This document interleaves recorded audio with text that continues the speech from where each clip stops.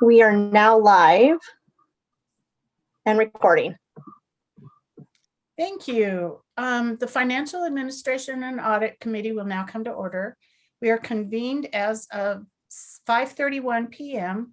Mountain Daylight Time on August 17th, 2021. I would respectfully ask everyone attending this meeting to mute yourself unless you are recognized to speak. Thank you all for joining us this evening. Please note that under the current circumstances, the official meetings of the RTD Board of Directors are being held remotely in the interest of public health, safety, and welfare. For the immediate future, the official meetings of the Board of Directors will be held via Zoom and will be audio and video recorded. The meeting recordings, along with the unofficial meeting minutes of the meetings, will be posted as soon as practicable on the RTD Board's website. Please visit rtd-denver.com and scroll to the bottom of the page for the link to the Board of Directors page. Directors and members of staff, for the sake of the record, if you would like to be acknowledged during tonight's proceedings, I would ask you to please raise your virtual hand and wait for me to call you before proceeding to speak. Speaking out of turn will only add confusion to the record and to the proceedings. Directors and staff participating by phone can also raise their virtual hands to indicate that they would like to speak by pressing *9. To toggle your mute setting on the phone, press *6. Note that we will not be taking public commentary during this meeting. Members of the public interested in speaking directly to the board are encouraged to do so during the monthly board meeting. For future meeting dates, please refer to the board's meeting portal located at rtd.iqm2.com. At RTD, safety is paramount. I'd like to begin this meeting with a short safety briefing. While recent public health orders have relaxed requirements for the use of face coverings in certain settings, please don't let your guard down too soon. As a reminder, the Transit Security Administration, TSA, has extended the federal mandate for public transportation until September 13th, 2021. But in fact, I just heard on the 5 o'clock news that it has been extended into January. That's what was being reported today. The federal mask requirement states that individuals must wear a face covering while waiting for and while riding public transportation, to include airports and aircraft, train stations and trains, bus stops and buses. RTD requires that employees and customers continue to wear face coverings, and RTD is taking a cautious approach to returning to pre-pandemic operating practices to ensure the safety of our employees and customers. Transit continues to be an extremely safe way to travel, and there have been no clusters of positive cases linked to transit in the Denver metro area. So again, please consider getting vaccinated if you have not done so already. Wear your face covering in settings where one is required. Practice physical distancing and continue good hygiene practices, and we will end this pandemic sooner than later. I believe that we have all but Directors Deschelle and Lewis. Has Director Lewis joined us? I haven't seen her. Okay, so we have two absent board members, Directors Deschelle and Lewis. So we have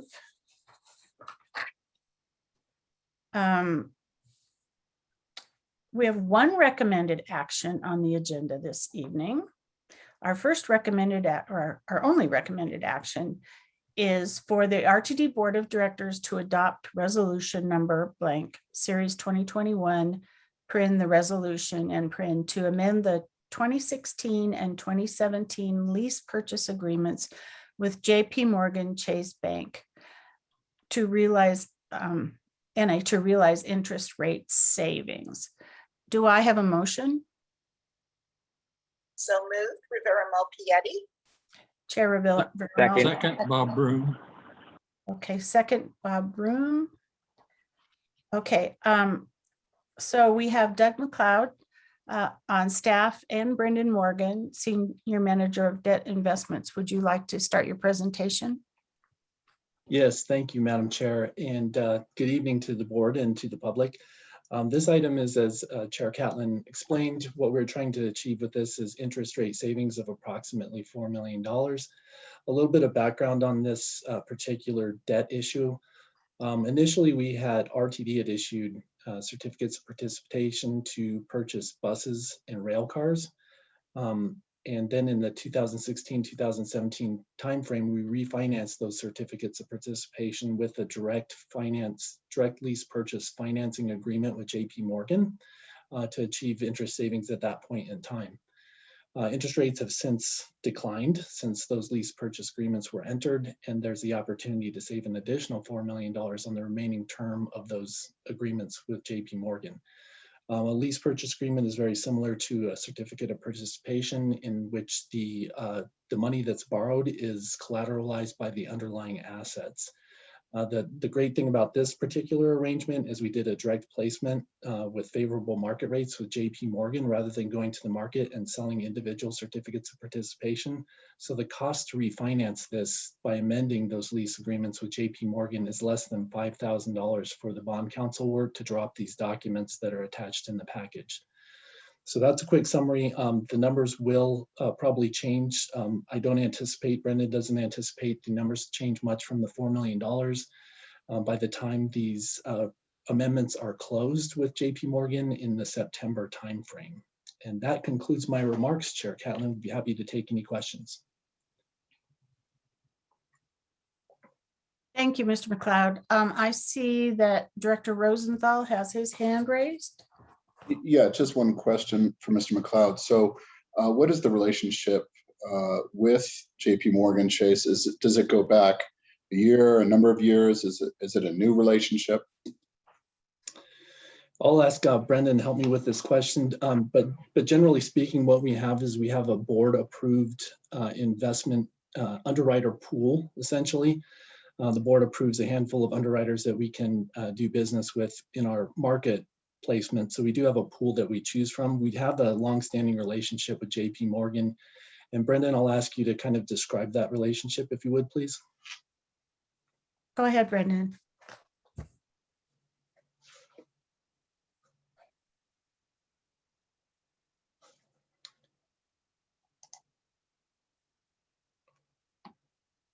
Brendan, It you're must on be a- mute.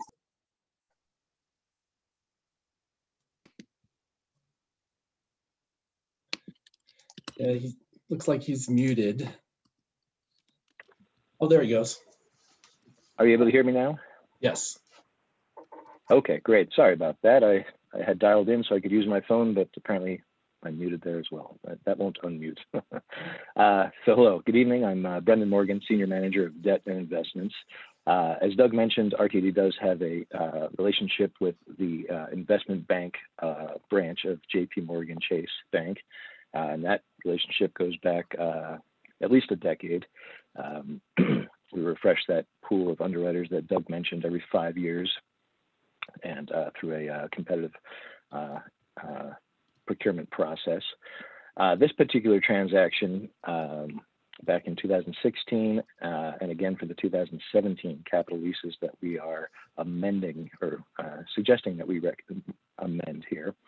Back in 2016 and 2017, RTD issued a request for indicative pricing to refinance the debt or the leases that were outstanding at that point in time. We received a handful of responses from various banks.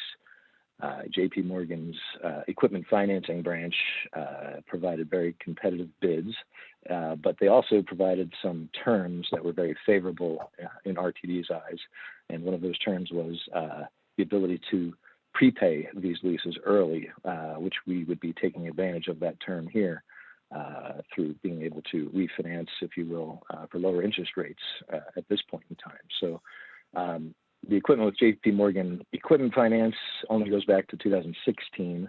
However, we have done business with JP Morgan Chase Bank as a underwriter and investment bank for at least a decade. Thank you. Thank you, Brendan. Does that answer your question, Director Rosenthal? Okay, are there any other questions?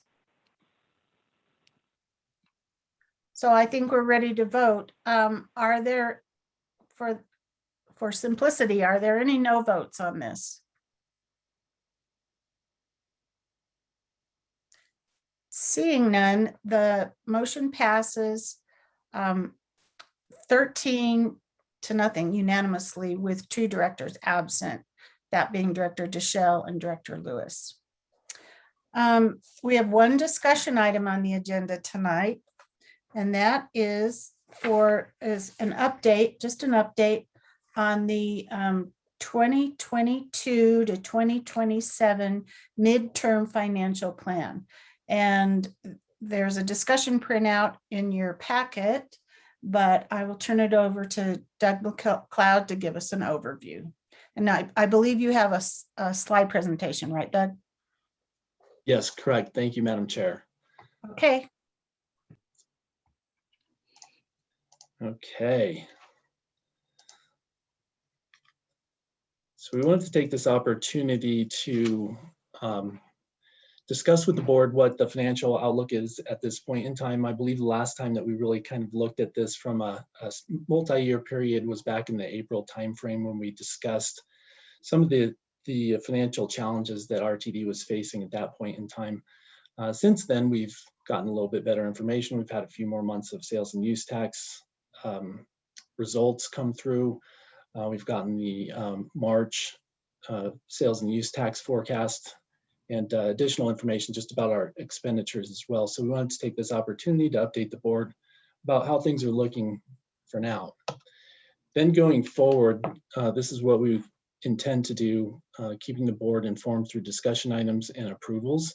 So we're entering budget and forecasting season here at RTD. We operate on a fiscal year.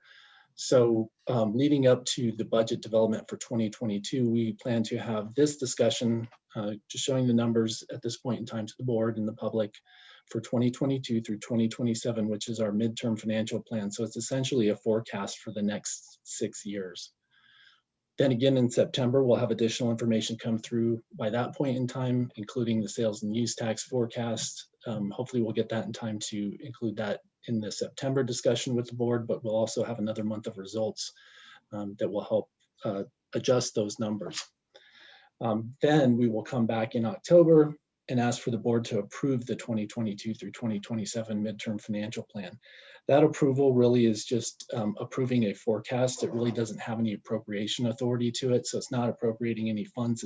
It's basically an administrative process to help us set the stage to develop the 2022 budget that the board will be asked to appropriate in November. So also in that October meeting, we'll show the board the first look at the 2022 requested budget, it's called. Then we'll come back in November with the recommended budget, asking the board to appropriate funding for 2022. So essentially what we're doing is we're having several discussions about how those numbers are looking, going through the development of those numbers and discussing policy issues with the board as we finally come to a point where we ask you to approve those appropriations. Oh, by the way, I should say that Todd Nickel has also joined me too. He's here to help answer questions. Todd Nickel is our budget analyst he pulls together all these numbers company-wide. There's a lot of effort that goes on throughout the divisions, developing the numbers by department, and then Todd pulls these numbers together. So he's my right-hand person putting this presentation together. So what we're going to talk about is giving a preliminary look to the board of how things are looking financially. Again, this is a snapshot in time and those numbers will change.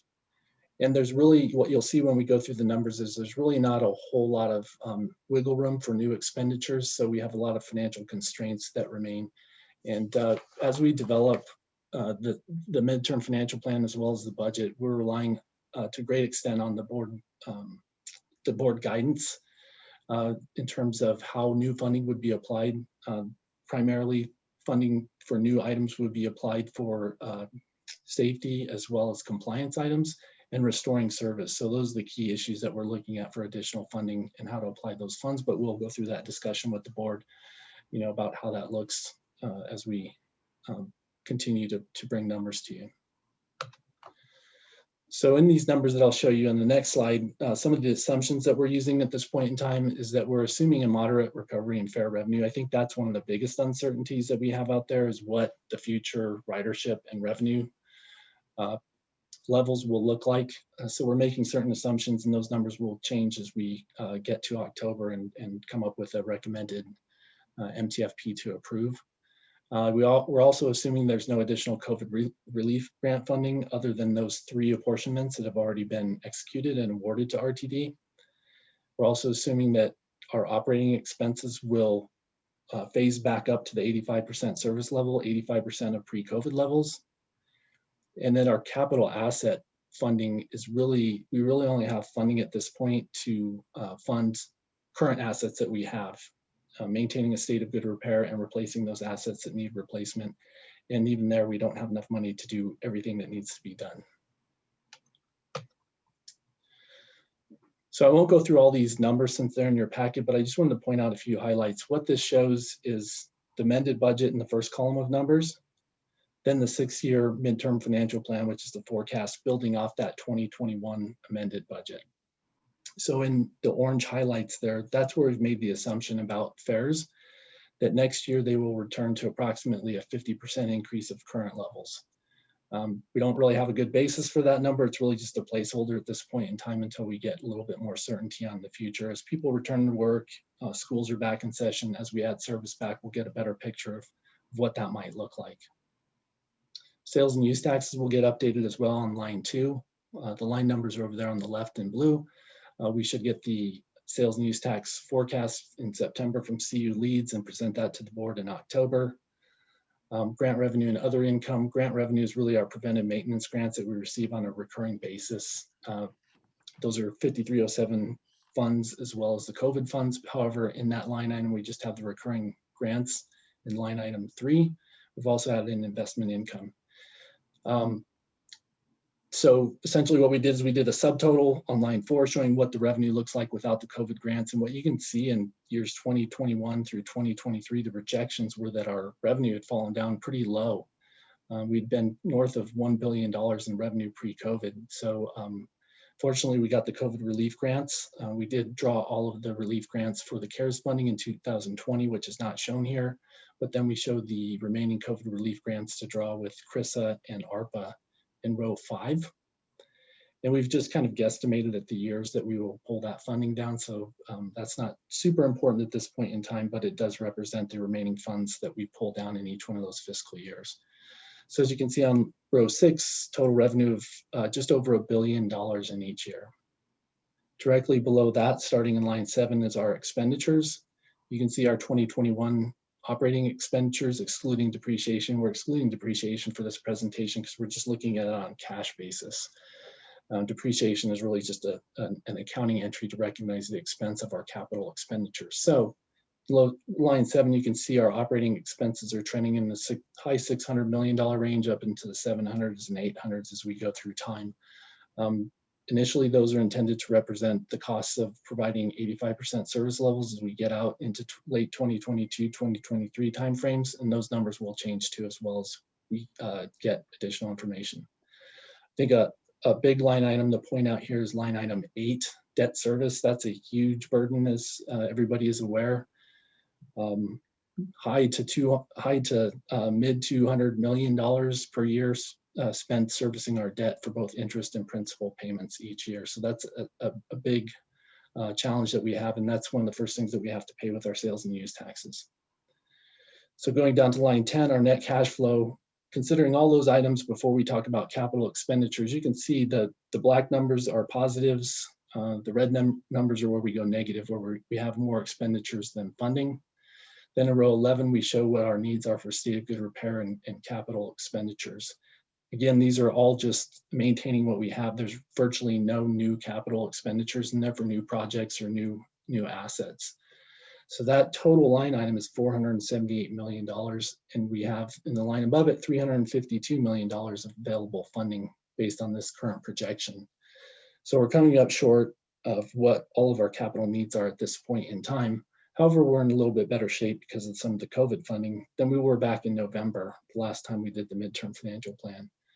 What we would do when we come in October is present a midterm financial plan for approval that would show us balancing the budget throughout that. So at least the net cash flow line over there to the right would be 0. So all of our revenues match our expenditures. Finally, I should point out on the very bottom line in row 13 there, what we were demonstrating there is RTD has a board-approved fiscal policy to maintain a target of 3 months of operating reserves. Currently, that's approximately $51 million per month, or $53 million in operating reserves for emergencies, for economic downturns, those kinds of things. So what that number 7.15 represents is we're currently at a level above our 3 months. We're at 7.15 months of reserves. That's really because we've drawn down the CARES funding as quickly as possible, and we'll continue to draw down the other 2 funding apportionments for COVID relief as we go forward to fund our operations. You can see what happens to that ratio, though, is that by 2027, it's projected that we burn through some of those reserves to fund some of our operating expenses to at least get to this point to an unbalanced budget. So we'll keep pointing out that number because that's definitely has policy implications and affects our financial stability going forward. So some of the key takeaways from those numbers are that without that COVID relief funding, the 2019 revenue levels that we had achieved pre-COVID would not have been achieved again until 2025. So there's a 5 or 6 year gap in there where we dropped below where we were in 2019 before we fully recover. COVID has helped us maintain our service levels and avoid even deeper cuts than what we'd already done in late 2020. The other item to point out is our operating expenses have remained fairly steady. We did have several savings that we did on that line item, but they remain steady primarily because we recalled a lot of the employees that had been intended to be laid off, our frontline employees, and we utilized the COVID funding to maintain their employment and service levels that we established. And then finally, the new transit corridor also had an impact on keeping that funding. It blipped up a little bit in 2020, but it offset some of the cost savings that we had. So when you look at it year over year, our operating expenses remain fairly steady. Again, debt service consumes almost 1/4 of our annual revenues, and that will continue for the foreseeable future, at least through the MTFP period and beyond, all the way through approximately late 2040s. The fast tracks debt does not get paid off until 2050. And then in that prior slide where we went negative, if we were to say that we had funding available to maintain our state of good repair, we would only be able to afford 74% of that state of good repair need in order to balance that budget. And just a reminder of some of the financial uncertainties that RTD faces. This is not so much an uncertainty, this first bullet line item, but it's really an alignment of our budget priorities with the strategic plan priorities. So I think what we'll have, I know what we'll have is we'll have some shifting of how we prioritize some of those budget line items going forward as we start to go through the strategic planning process. So some of those numbers will change and we will have to stay within our financial means, but the target of that funding effort will be aligned with our strategic plan. We don't know what the results of the fair study and equity analysis impact will have. So as I mentioned, the fair revenue line is very uncertain at this point, not only due to ridership, but also due to possible fare changes that may result from that study and analysis. Sales and use tax will continue to change. Our sales and use taxes returns have been fantastic for the last several months, higher than what we've ever seen. We believe that a big chunk of that is due to the stimulus funding that's been being paid out to individuals and families, as well as the unemployment supplement coming from the federal government. And folks are using that money to go out and spend. So that may come to an end, and we'll see what CU Leads thinks when they develop the next forecast. Again, just pointing out that the Tabor limitation will apply to the base system. Right now they're debruced, essentially. So the base system is not subject to limitations in revenue growth until their debt is paid off, until its debt is paid off in 2024. So we don't know what the impact of that will be until we get closer to that point in time, but there could be some ratcheting down effect on the amount of revenue that the base system is able to retain. We'll have contractual changes going forward. Those always are something new each year, depending on purchase transportation or our contracted services, renewing those contracts. We're going to go into negotiations soon on the collective bargaining agreement. That will have some financial impacts as well. There's been a lot of talk, positive talk, hopefully, for transit with federal infrastructure funding. That made it through the Senate, was approved by the US Senate. It's with the House now. That could have a very good impact to RTV, but we're not contemplating or thinking that we're going to get that money or including it until it's a more certain item that we might receive. And then, of course, we could have some litigation settlements that could affect us, and we don't know what the impact of those would be. So that is just a quick rundown of our numbers. And like I said, we will come back next month at the next committee to discuss the numbers further and give you an update on how those are looking, followed by October when we ask for approval and also the first look at the 2022 amended budget. So Chair Catlin, that concludes our comments, and we'd be happy to take any questions. Thank you, Mr. McLeod. I have a question, I'm going to exercise some privilege here. What have you factored in for fuel costs? Great question. And I don't know that I'm at liberty to say what our fuel costs are at this point in time. I'd ask General Manager Johnson if she wants to comment on the news we received today. Yes, thank you so much, Mr. McLeod and Madam Chair, if I may. We just received notification today that we were able to lock in a fuel rate. So this is straight off the presses, and I was just briefed on this just a couple of hours ago. So Mr. McLeod, I believe you can share that. If in fact we've solidified everything, I'm not certain if we have or not. I'm not either, so I'll put it this way. In this midterm financial plan, what we had assumed was fuel costs, diesel fuel costs of $2.50. We just entered a contract today establishing that pricing for 2022, and it will be below what we've assumed in this model here. Okay, that answers my question sufficiently. Thank you. Director Broom, please. Should we consider a debrucing election?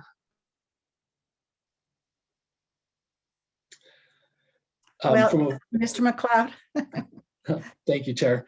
From a financial perspective, that would be very helpful, but I think that's a policy issue to be discussed with the board. I agree. Additional comments, Director Broom? Well, if you're going to put something on the ballot, you know, you need to start early and get it into the thought process so that you're not, you know, rushing something at the tail end, and let the public know ahead of time why you're debrucing. And I don't know if there's any other questions that you might consider going to the voters with. It's very expensive to hold an election for a single issue thing. If you can combine it with another election like a board election, then you can save a lot of money. Thank you, Director Broom. I think that might be a conversation that we would have with our state lobbyists as well. So thank you. I see Director Cook. Just a minute. Doug, do you mind taking away your slideshow so we can see the gallery of participants? Yes. Thank you. Thank you.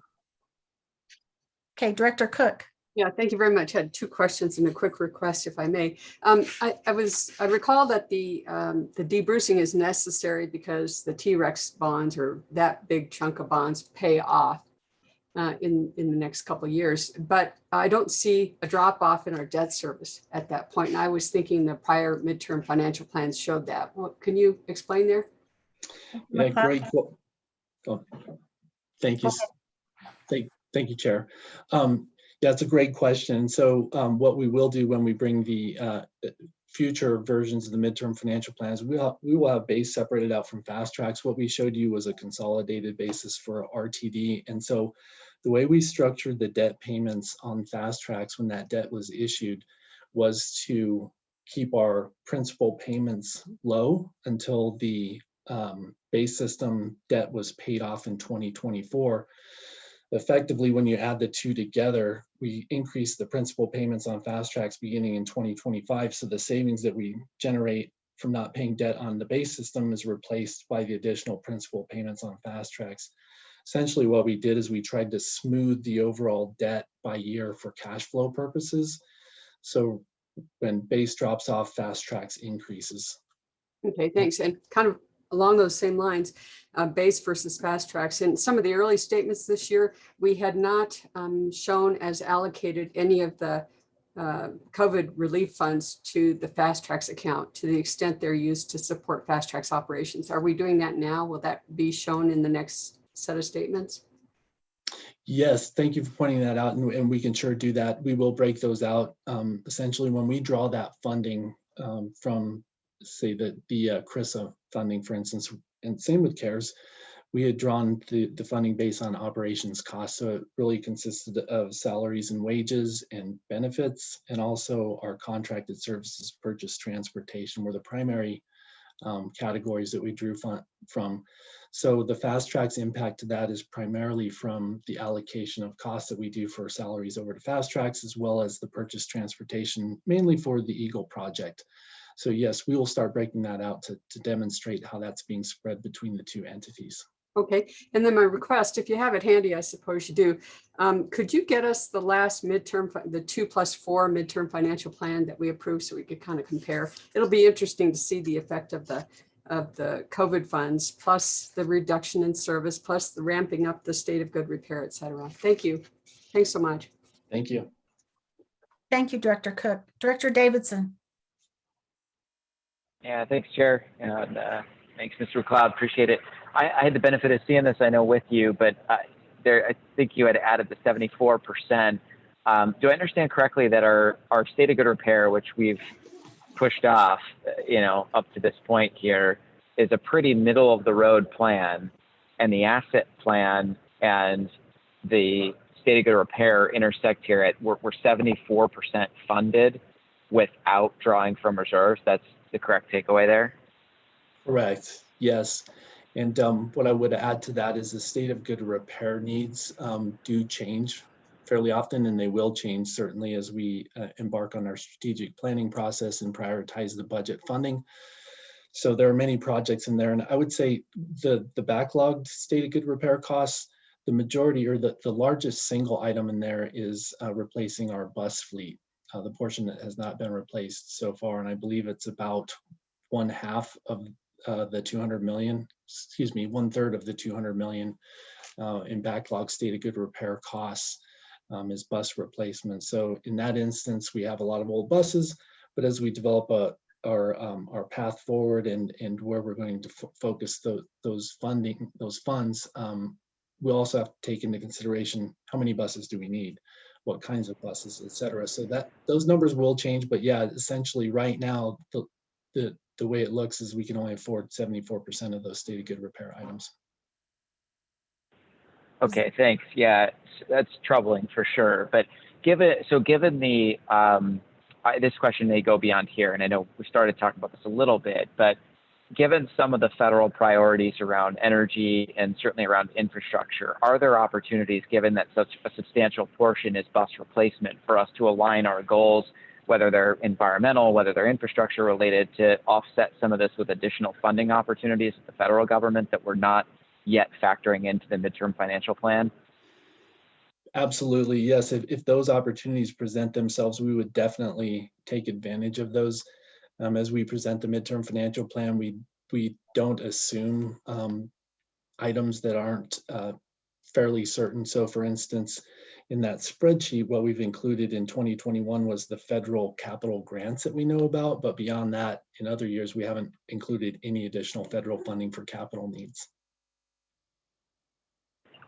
Okay, thanks.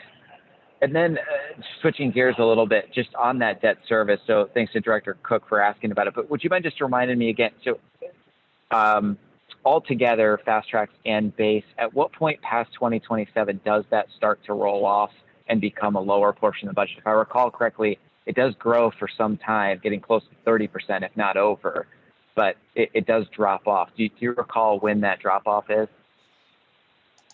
I don't recall. It's okay if not, we can. Yeah, I don't recall right offhand. I can get that to you, but you're right, it does grow. And again, we had structured that debt service under the presumption that our revenues would continue to grow, primarily sales and use taxes over time. So we structured each year's debt service to meet what our projected revenues were.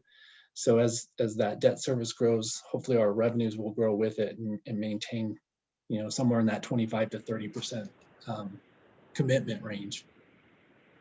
Okay, and I think that answers my follow-up question on that. In terms of just risk, I mean, where we could do okay, I mean, I'm seeing the net cash flow, and it's concerning, especially knowing that we're 74% on state of good repair. But if sales and use grows faster than our debt service, that's one of the biggies in there. We would do really well. But if the reverse happens, we have substantial risk and exposure on that. That if sales and use does not grow at the rates we're currently projecting, and our debt service, which we know will go up at a predictable rate, there is substantial risk. I mean, realizing it's 6-7 years out, but that's the correct understanding where we're counting on that sales and use. That's really the big dial, correct? Absolutely, absolutely true. And if you were to look at our sales and use tax forecast that comes from CU Leads, if you look at the long-term year-over-year compounded growth rate, it's approximately 3%, which is not totally unreasonable. However, where we could run into problems is if we had a severe recession, it resets our baseline and we grow from 3% there. What we've done in the past is adjust our expenses accordingly. We can't really adjust our debt service only to the extent, we can adjust it only to the extent where we might have interest savings for the most part. So we're kind of stuck there. So we have to adjust other expenses. The other challenge I would throw out there too that we have with that sales and use tax growth is we will have possibly a ratchet down effect that's not contemplated in our sales and use tax forecast with the base system. Right. Okay. So that was kind of where I was headed with that. I mean, two things. I mean, one, we'll have to look at inflationary impacts of costs, because even if our sales and use tax grow, there's concern there. But then that leads me to my final point. Then Director Broom, I think the answer is yes. I mean, we have to look at taking this up as a policy issue with the legislature. And, that goes beyond my pay grade. I mean, I would look to Director Whitmore and Geisinger here for maybe some guidance on this. And I think there's a broader conversation, but I think we have to debruce and take that to the legislature, just looking at our exposure, even just there. So anyway, that concludes my questions. Thanks for giving me the time there, Chair. I appreciate it. Thanks, Mr. Thanks, McLeod. Dr. Davidson. Director Broom, please. Just an observation, long-term interest rates are still at all-time lows. Is there any possibility that we could refund and extend our debt out to bring down those middle years? Doug? Thank you, Chair. Yes, possibly. One of the things that we have with most of our debt, well, something that we have with virtually every one of our debt issuances is we have a call provision in them, almost universally a 10-year call provision, meaning, and I know you know this, Director Broom, but just for everybody's edification, when the debt is issued, there's a provision in there that you cannot refund that debt issuance prior to 10 years out. And the IRS says, unless you issue taxable bonds instead of tax-exempt bonds to replace them, for instance. There's also a period that the investors that hold those bonds that lent RTD the money, before you reach that 10-year period, you have to continue to fund that debt. So you can replace it earlier with taxable replacement bonds, but then you're paying debt on both the replacement bonds and the original bonds until you get to that payoff period at the end of 10 years. It's called arbitrage, where you're paying both. So when we look at these things and look at refunding them, that we have certain limitations and really consider the cash flows. And that's why we bring these refundings to you at certain points in time, because we cross that threshold where we're able to justify that arbitrage amount and more than pay for it with interest savings. So there is the opportunity probably, and if Brendan's still on, I'll ask him to comment, that we could possibly refinance. I don't know about extending the debt, but Brendan, would you care to comment on that?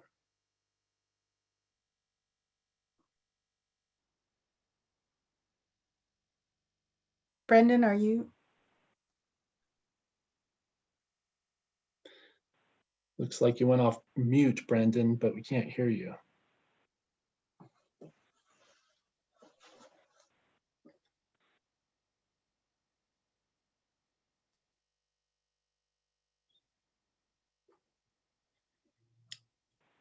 Maybe Sure. that's something that we could talk about next month when we get our forecasts in. And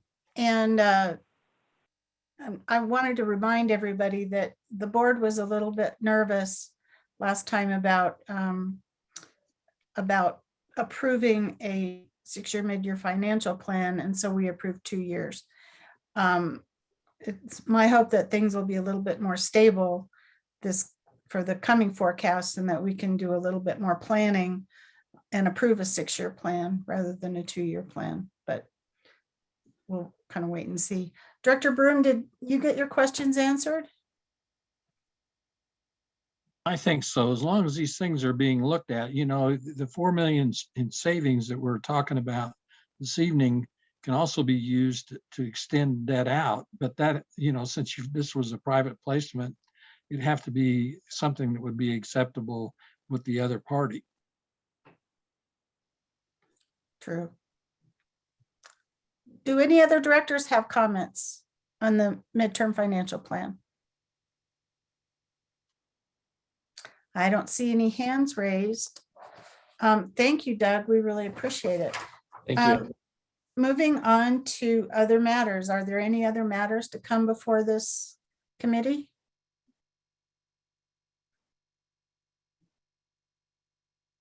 Seeing none, our next meeting date is September 14th. Oh, I see Director Davidson has his hand up. Yeah, will mention as a follow-up to that. Thank you, Chair. I appreciate it. It may be worth a discussion topic for us to talk about the debrucing. It's come up before, and I think Director Broom raises a good point that, we don't want to be reacting. We want to be proactive. And looking at the T-Rex and then looking at, potential exposure to recessions and ratchet down in other places on base, I think it's, we're not going to, we may find something with debt service, but without really pulling down we need a lot of stars to align in order to not need to debruce. So I think maybe we should work offline to find a way to work that into a discussion topic, and consider how we bring that forward and start the ball on that. Thank you. Fair enough. We'll work with Directors Geisinger and Whitmore to see if we can have a discussion with our legislative lobbyists. So, Thank you. So, as I said, our next meeting date is September 14th, and we are adjourning the meeting at 6:13 p.m.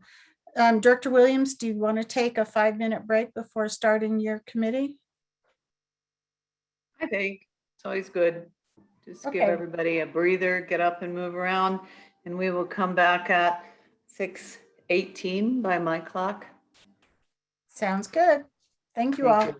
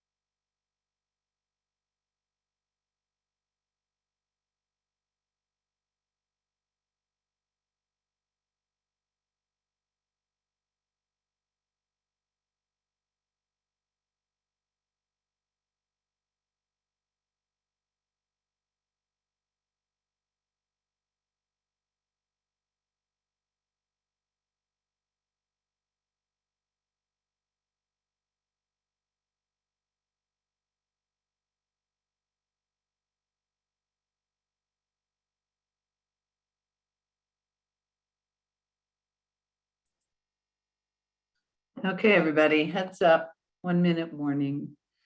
And Brenda, if you're listening in, I want you to know that you will be coming up shortly here. So I'll let you know when. Great.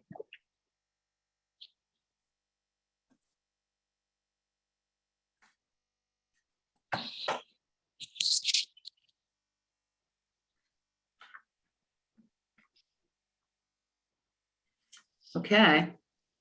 That's 5 minutes. I have a bunch of stuff to read, so everybody can join in as they come back.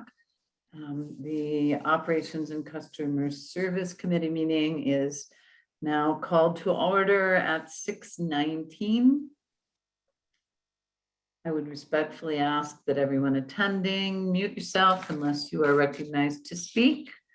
As was stated earlier, thank you for joining us. Under current circumstances, we continue to have the Board of Directors meeting held remotely in the interest of public health, safety, and welfare. For the immediate future, they will be held via Zoom, and these meetings will be audio and video recorded. The meeting recordings, along with the unofficial minutes of the meetings, will be posted as soon as possible on the board's website. You can visit rtd-denver.com. Scroll to the bottom of the page for the link to the Board of Directors page. Directors and staff, for the sake of the record, if you would like to be acknowledged during this committee meeting, please raise your virtual hand and wait for me to call on you before proceeding to speak. I would also like to remind everybody that you can raise your virtual hand if you're on the phone by pressing *9, and you can mute and unmute by pressing *6. We are not taking public commentary during this committee meeting. Also, members of the public interested in speaking directly to the board are again encouraged to do so during the monthly board meeting. Those meetings can be found at the board's meeting portal at rtd.iqm2.com. Please note that the format of this committee meeting has been amended to move one of the discussion items, the ADA Paratransit Advisory Committee report, to the front of the recommended action. And the second discussion item, transit asset management, has been rescheduled to a later date. We will now proceed. Mr. Ford, would you like to address the ADA Paratransit Advisory Committee report? Thank you, Madam Chair. Michael Ford, COO. I'd like to, at this time, introduce Brenda Carney of the APAC Committee to provide an update of the summary of the May 11th, 2021 APAC meeting. She will be able to answer questions and provide any other context that she'd like to do. So Brenda, at this time, would you mind speaking? Sure. So this is the summary of the APAC meeting for May 11th. First on the agenda, there was a new selection for doing these board updates. The APAC committee approved Tex Elam to continue these updates. The next agenda items was updates from Larry Buter.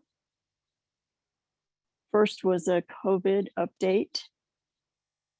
During the height of COVID capacity was one driver for each rider. Capacity has now increased to 5 riders per driver, 4 to 1 in the smaller vehicles. Masks are still required until CDC guidance has changed. The next update was concerning fourth quarter stats. This is a comparison between all of 2019 and all of 2020. There was a 56% decrease in demand due to COVID. Complaints were relatively low, partially due to high driver supply for lower rider demand. Last October,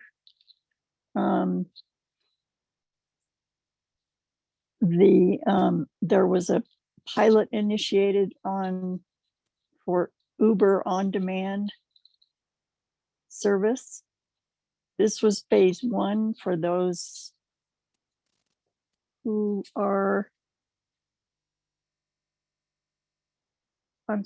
can ride in sedans and with fold-up wheelchairs. The next update was on the mobile app web portal. A new feature was developed to allow riders to let their drivers know that they can be picked up early. It's not always possible to do that, but hopefully that will increase efficiency for both RTD and the clients. The next update was, well, let's see. Okay, so the next thing was eligibility. Yes, I can talk. Eligibility, vendor selection process and recommendation. 4 proposals were reviewed by a selection committee, which included a current and former APAC member. Medical Transportation Management Incorporated was unanimously recommended and was subsequently selected. The prior vendor's contract was up in April, and the current contract is not effective until September. There was a request for volunteers for so that MTM could have practice eligibility assessments. These volunteers are going to do these assessments this week, as a matter of fact. So the next thing on the agenda was vehicle specification review process. RTD maintenance asked for APAC volunteers to give input, since their input last round resulted in better vehicles that were purchased. So the volunteers that reviewed the specs had a meeting in June to review those specs with RTD maintenance. The last thing on the agenda was there is a phase 2 pilot for the Uber on demand, and that has to do with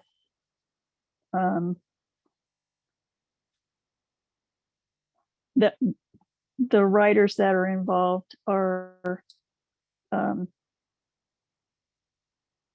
on, sorry. They have they need wheelchair accessible vehicles And those are driven by MV operators.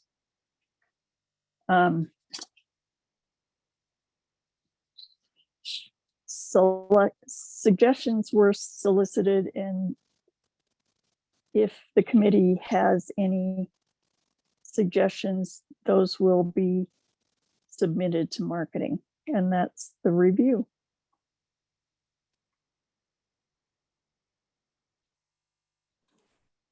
Thank you, Brenda. Mr. Ford, do you have anything you want to add?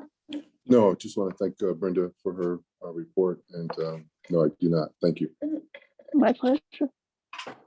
Thanks, Brenda.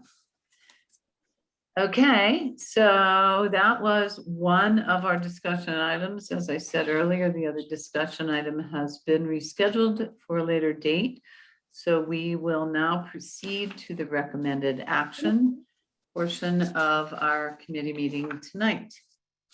We have one recommended action, which is for the Board of Directors to adopt responses to the recommendations outlined in the RTD Accountability Committee final report. Do I have a motion? So moved, Rivera Malpietti. Second, Rosenthal. Thank you both. Before we go to discussion, I would like to read the information and background that was presented with this action. In collaboration with the Board of Directors, the Accountability Committee was created in July 2020 by Governor Jared Polis, along with Representative Matt Gray and Senator Faith Winner, then chairs of the Colorado General Assembly's standing committees responsible for the oversight of transportation matters. The purpose of the committee was to provide an independent and objective analysis of RTD's operations and to develop a set of recommendations for improvement to the operations and statutes related to RTD. The committee, comprised of legislative and gubernatorial appointees, 2 ex officio members from the RTD Board of Directors, and supported by staff assistants from the Denver Regional Council of Governments, established 3 subcommittees to facilitate discussions around 3 main focal points: governance, finance, and operations. The committee held its first meeting on August 10th, 2020, and met on a regular basis through its final meeting, which was July 12th, 2021. RTD board members and staff attended and participated in the committee's meetings, as did General Manager and CEO Deborah Johnson, following her appointment and installation in November of 2020.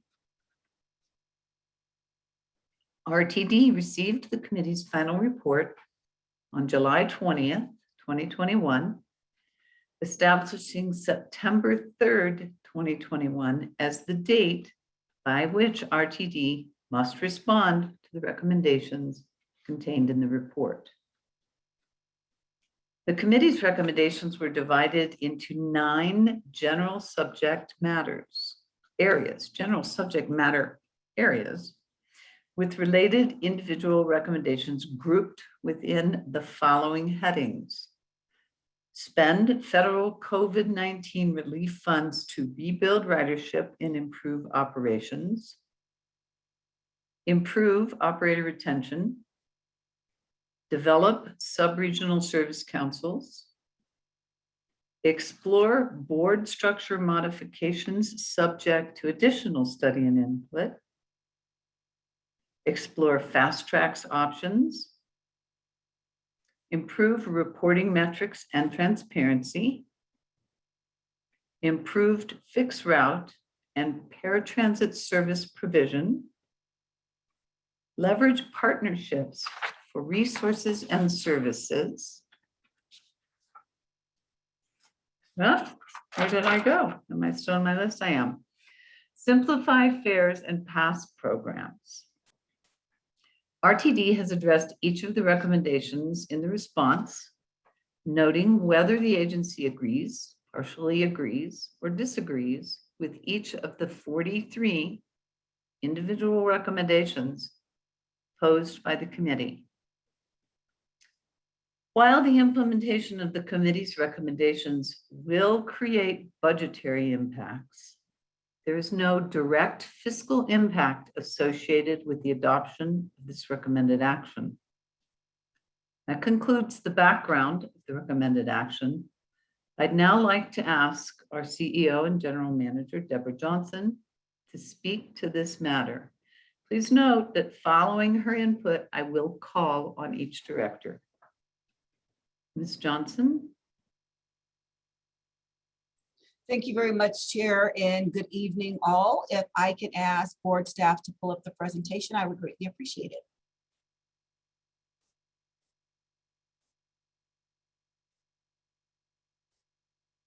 So thank you. As introduced, I'm Deborah Johnson, General Manager and CEO, and I appreciate the opportunity to summarize the themes identified from feedback to staff responses to the Accountability Committee's recommendations.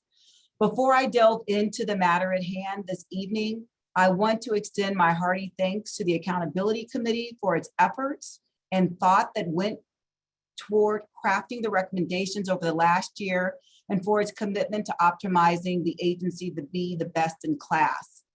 Thank you to staff for expending countless hours, attending meetings, coordinating with Dr. Cog, and providing supplemental information and more.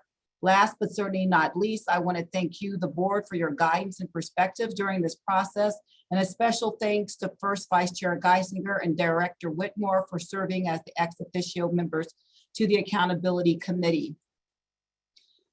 This evening, and seeing the slide before you with the overview, you heard from Chair Williams as relates to the 9 main categories that comprise the recommendations.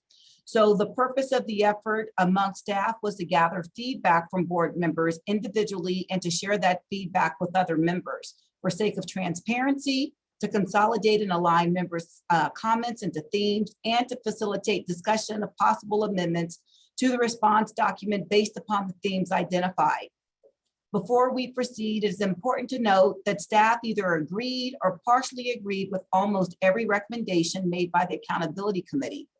Of the individual recommendations, staff agreed entirely with 30 of them and partially with an additional 16. Staff disagreed only with 1 recommendation for reasons I will explain in a moment. As you know, during my past 9 months, I have heard from several entities and people that RTD is the agency of no. Well, RTD is not. RTD is a regional partner, a collaborator, an innovator, and a vital connection in making lives better. With implementation of the agency's strategic plan, which addresses a myriad of recommendations made by the Accountability Committee, RTD is striving to become best in class amongst transit agencies. The single recommendation with which staff disagreed, that is the recommendation regarding consolidation of discounted fares to cover equity population, is in many ways obviated by the system-wide fare study and equity analysis currently underway. The equity analysis is consistent with Title VI of the Civil Rights Act of 1964 and with guidance from the Federal Transit Administration. Outreach conducted as part of the study will include specific groups, including those serving Black, Indigenous, and people of color, youth, seniors, persons with disability, persons who are experiencing homelessness, veterans, and the LGBTQI+ communities. At this time, I will turn to feedback submitted by directors regarding the Accountability Committee's recommendation. So next slide, please. As you can see on the slide before you, the themes that were identified from board's comments were around sharing funds with external entities and offering short-term fare recommendations. What I'd like to share just for the board's edification is a gentle reminder regarding federal relief funding and its permissible uses. Public transit providers may use it for payroll, including private public transportation providers. Additionally, public transit operating costs during the public health emergency, personal protective equipment is included, as well as operations and contractor personnel administrative leave due to service reductions.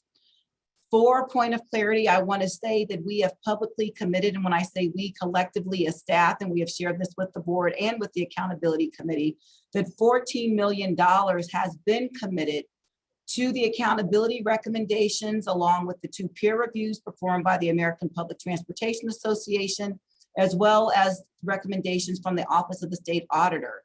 The funds to be expended will be a swap with sales and use tax, not a direct usage of federal funds. So I just wanted to share that as well. Moving on forward to the next slide, please.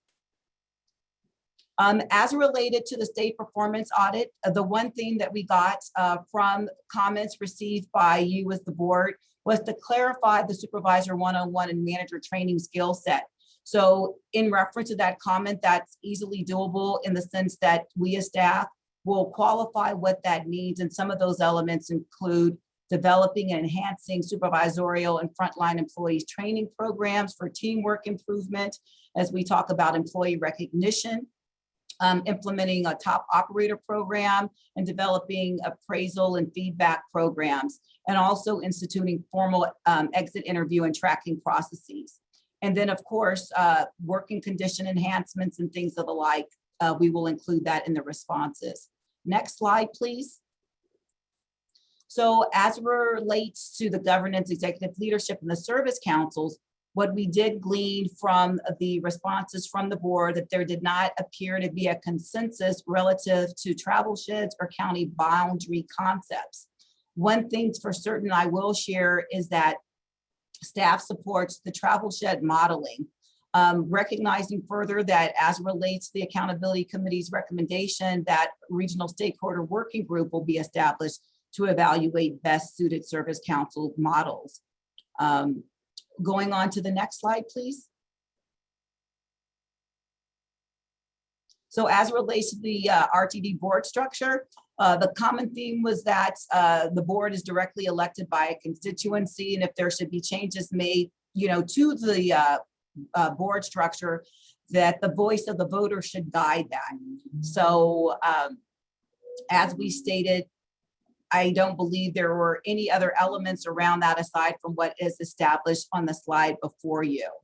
The accountability committee, as you know, did suggest a follow-up and review after a 2-year period after other recommendations, such as our strategic plan, have been implemented for a period of time. It also is important to note as relates to the performance review that is conducted by the Office of the State Auditor at the legislative level, that this will be an area that they will assess when that comes to fruition in the next 2 years. Moving forward to the next slide, please. As it relates to the prioritization relative to Fast Tracks project, we did have common themes around board members' comments as relates to all unfinished projects should be considered for future analysis. And as it relates to Front Range Passenger Rail, did note that as it relates to the alignment and so forth, that through an environmental process conducted by a separate entity, that will be identified. Moving forward to the next slide, please. So the performance and financial reporting transparency. As you can see here on the slide, the themes revolved around strengthening regional leadership roles as it relates to where we stand as an organization with climate goals and transit's environmental impact. And then additionally, the theme was that our strategic plan does address the operational effectiveness and financial transparency. And as you all are aware, there are tactics and metrics regarding environmental stewardship in the course of the strategic plan, and also there will be performance scorecards and other published reports that are provided on a quarterly basis that will demonstrate the agency's ongoing commitment to transparency. Moving forward to the next slide, as relates to service, and I'll qualify it as customers as opposed to riders, considering our customer-centric emphasis on people paying for a service, that the agency is committed to continuously improving accessibility for all customers. In relationship to the theme here, it's improving access to customer amenities, and I qualify those as being bus stops in reference to access with transit shelters and other aspects of gaining direct access to leverage our services. And want to point out that, we as a as an agency, will continue to work, with jurisdictional partners to ensure newer relocated fixed route stops are accessible, and also in some instances where they are state highways, collaborating with, Colorado Department of Transportation. And also as well, looking to continue and enhance first last mile connections. Moving forward to the next slide. So partnerships, the one thing that was very paramount and evident was leveraging innovative and outside of the box mobility solution partnerships. And I don't believe there's any further clarity needed on that one, but just recognizing collaboratively in the sense of Denver metro area has nationally been recognized for regional collaboration models, and RTD has prided itself on being a key partner in all of that. So as we go forward, it's imperative that we develop clear processes for partners to submit partnership requests that will also spur innovation. Moving on to the next slide. So this is the fare in past programs. As mentioned earlier, we know there's a system-wide fare study and equity analysis underway, and those were the comments that resonated throughout the responses from the board. And as noted as well, as we go forward, this is one of the areas in which we did disagree, recognizing that we do have a robust first for this organization, comprehensive fare study and equity analysis that is taking place. And in the confines of the strategic plan, there are several elements as relates to equity, inclusion, belonging, as well as justice and societal norms across the board relative to what we plan to do from a transit equity point of view as relates to that. So at this juncture, this provides a high-level overview of the themes. And now I will yield the floor back to you, Madam Chair, to facilitate discussions relative to questions. Thank you very kindly. Thank you, General Manager CEO Johnson.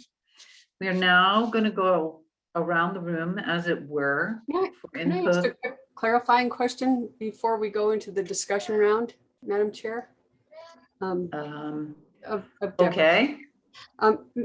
Deborah Johnson, have you, I'm just trying to get a handle on whether there are any changes planned for the document based on director's comments, or if you will wait until comments tonight, and then how will you process those? I'm just trying to get a handle on the process here of getting to a final document.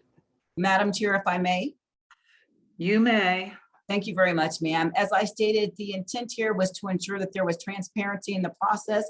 Being the general manager and CEO and a member of staff, I did not feel it was appropriate for me to unilaterally decide what comments went into the document, recognizing that there were some themes, but there were other questions. And so going through the high level aspect of what was contained when members of my team and so forth went through the document, we hope to garner some understanding and consensus around what the responses should be relative to where we look at the travel set, for instance, and the county boundaries. As I said, there was no consensus by the board. However, we as staff have one thought, so we needed to collectively have a discussion. So as relates to how we're going to do this, I have a member of my team that's going to be taking copious notes relative to what we hear. I'm more than willing to relay that to all of you if we, arrive around consensus as it relates to what the response should be relative to the areas that are outlined in those 9 major areas. And in doing so, there's 2 options that will be available during the course of this discussion this evening. If in fact there's agreement around what should be changed, we can make an amendment, read that back so we can incorporate it in. Secondly, if there's greater work that needs to be done, then we as staff are willing to take that back, redraft said response, and turn it around and provide it to the board in quick order to give you the adequate information you need to do to make an informed decision. Okay. Thank you. You're welcome. We're going to go around the room and I see your hand, Director Geisinger, and you will be called on in alphabetical order. I'm going to go around. I'm going to call on the directors one at a time. May I make just introductory comments, having been on the accountability? No, you may not. Okay. I'm going to go around the room for input, feedback, questions and comments from all members of the board. I'm not going to ask the staff to respond to each director individually. We're going to hear from all directors. Then we will come back to the general manager and any of her staff that she wishes to call on. And then we will go around the room again. And we can do this all night until everybody feels that they've been heard and their questions have been answered. I'm fine with that. I have asked Director Rosenthal, who is the vice chair of this committee, to speak first, and then I'm going to call on Director Bouquet next. And after that, it will be Director Broom, and so on in alphabetical order. You will all get to speak as much and as long as you would like, and we will continue the discussion until everybody is comfortable with the results. Director Rosenthal, would you speak to us for a moment? Sure. Thank you very much, Madam Chair. And I'll reserve my comments and questions in regards to the accountability report later. But I just wanted to just really point out how extraordinarily well done and detailed the responses are. It is very obvious that the staff and leadership of RTD has spent quite a bit of time, countless hours, I think the General Manager Johnson pointed out, and it's obvious. They spent quite a few hours really doing their due diligence and good responses to the lengthy accountability report that RTD received. So I just have to commend them all, thank them all for their work. Obviously everybody has other tasks that they're working on, other projects, crises, things like that. And this really was really well done. And I wanted to thank everyone from top to bottom and on their work on this project. And thank you very much, Madam Chair. Thank you, Director Rosenthal. Director Bouquet, please be aware that you're not going to get a direct answer from the state, from the staff. You won't get one from the state either, but that we are happy to hear all of your input. Perfect. Well, thank you, Madam Chair. My input, I'm just going to focus on one area. First off, I want to thank everyone responsible for putting in all the time and effort into this report getting drawn up. Of course, I'm going to save my comments specifically for those that I'm most concerned about. I actually agreed with a lot of the recommendations that were put forward. The area I'm most concerned is the section where basically exploring the board structural modifications. I think we as a board, especially as an elected board, should have that conversation of who is ultimately our bosses, who are ultimately the people who get us the job where we are at. And as an elected board, it is our community members and it is our voters. I think we should have a discussion tonight about how many recommendations and say a potential future accountability committee in 2 years or so might have over us as a board, especially when trying to find out if a problem exists as a board structure. That being said, that is going to be, I know everyone has a lot of comments about that. That would just be my one point, is if we can have a discussion regarding, who is ultimately overseeing us as an elected board, as an elected public. In my opinion, the ultimate people who are overseeing us are the people who voted for us. Okay, and that's all I have to say. Thank you. Thank you, Director Bouquet. Director Broom, I believe that you would be next. Thank you, Madam Chair. I'm comfortable with the way the process is moving forward, and I have no questions or comments at this time. Thank you, sir. Director Busick. Thanks, Madam Chair. I guess I'll make two quick comments. One relates to pilot programs and one relates to service councils. I'll start with the easy one first, service councils. I just want to make sure that, I think that was one of the ones that we say, yeah, we're good with doing something. I want to make sure that it's understood that those service councils are advisory only and that they do not act as a replacement to our service planning department.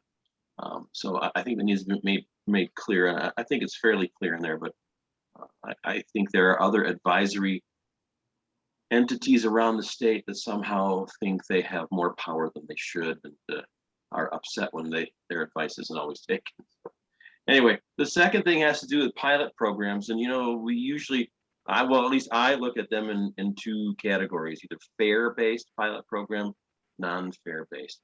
Non-fare-based, we had a perfect example, and it was in 2019. RTD created a brand new bus route. It was the 61AV, and it was at the 61st and Peña station and the surrounding neighborhood. And it was an autonomous vehicle bus route that was put together by RTD, Panasonic, Easy Mile, and some others, and ran for 6 months and gave us some really great data on autonomous vehicles and how they can be used in transit. So, great example of a positive non-fare-based pilot program. Fare-based pilot program, I know a little bit about those because also in 2019, I, Representative Kyle Mullica, and several of you people that I see on the board championed the N-Line promotional fare pilot program. It was very positively received. In fact, at a time when RTD was regularly lambasted in the news, we made the front page of the Denver Post. Agency may try fare pilot program. Positive article, front page, Denver Post. It was great, positively received. Some of the arguments, people were upset by a number of reasons, stakeholders and others. The big thing I think was that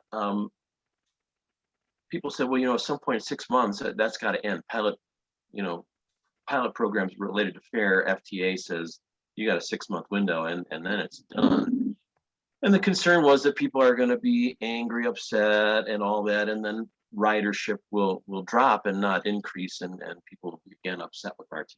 Well, of course, the pandemic intervened with our pilot program, but it did end, and we had some pushback from some of the local stakeholders. But let's look at the impact on ridership. It ended in March of 2021, and in that month, the monthly boardings on the N-Line were 45,895. April, they were 50,675. May, 51,684. And June, 61,812. So we didn't experience that fear to drop in ridership because of the end of promotional fare pilot program. So I'm a big fan of those.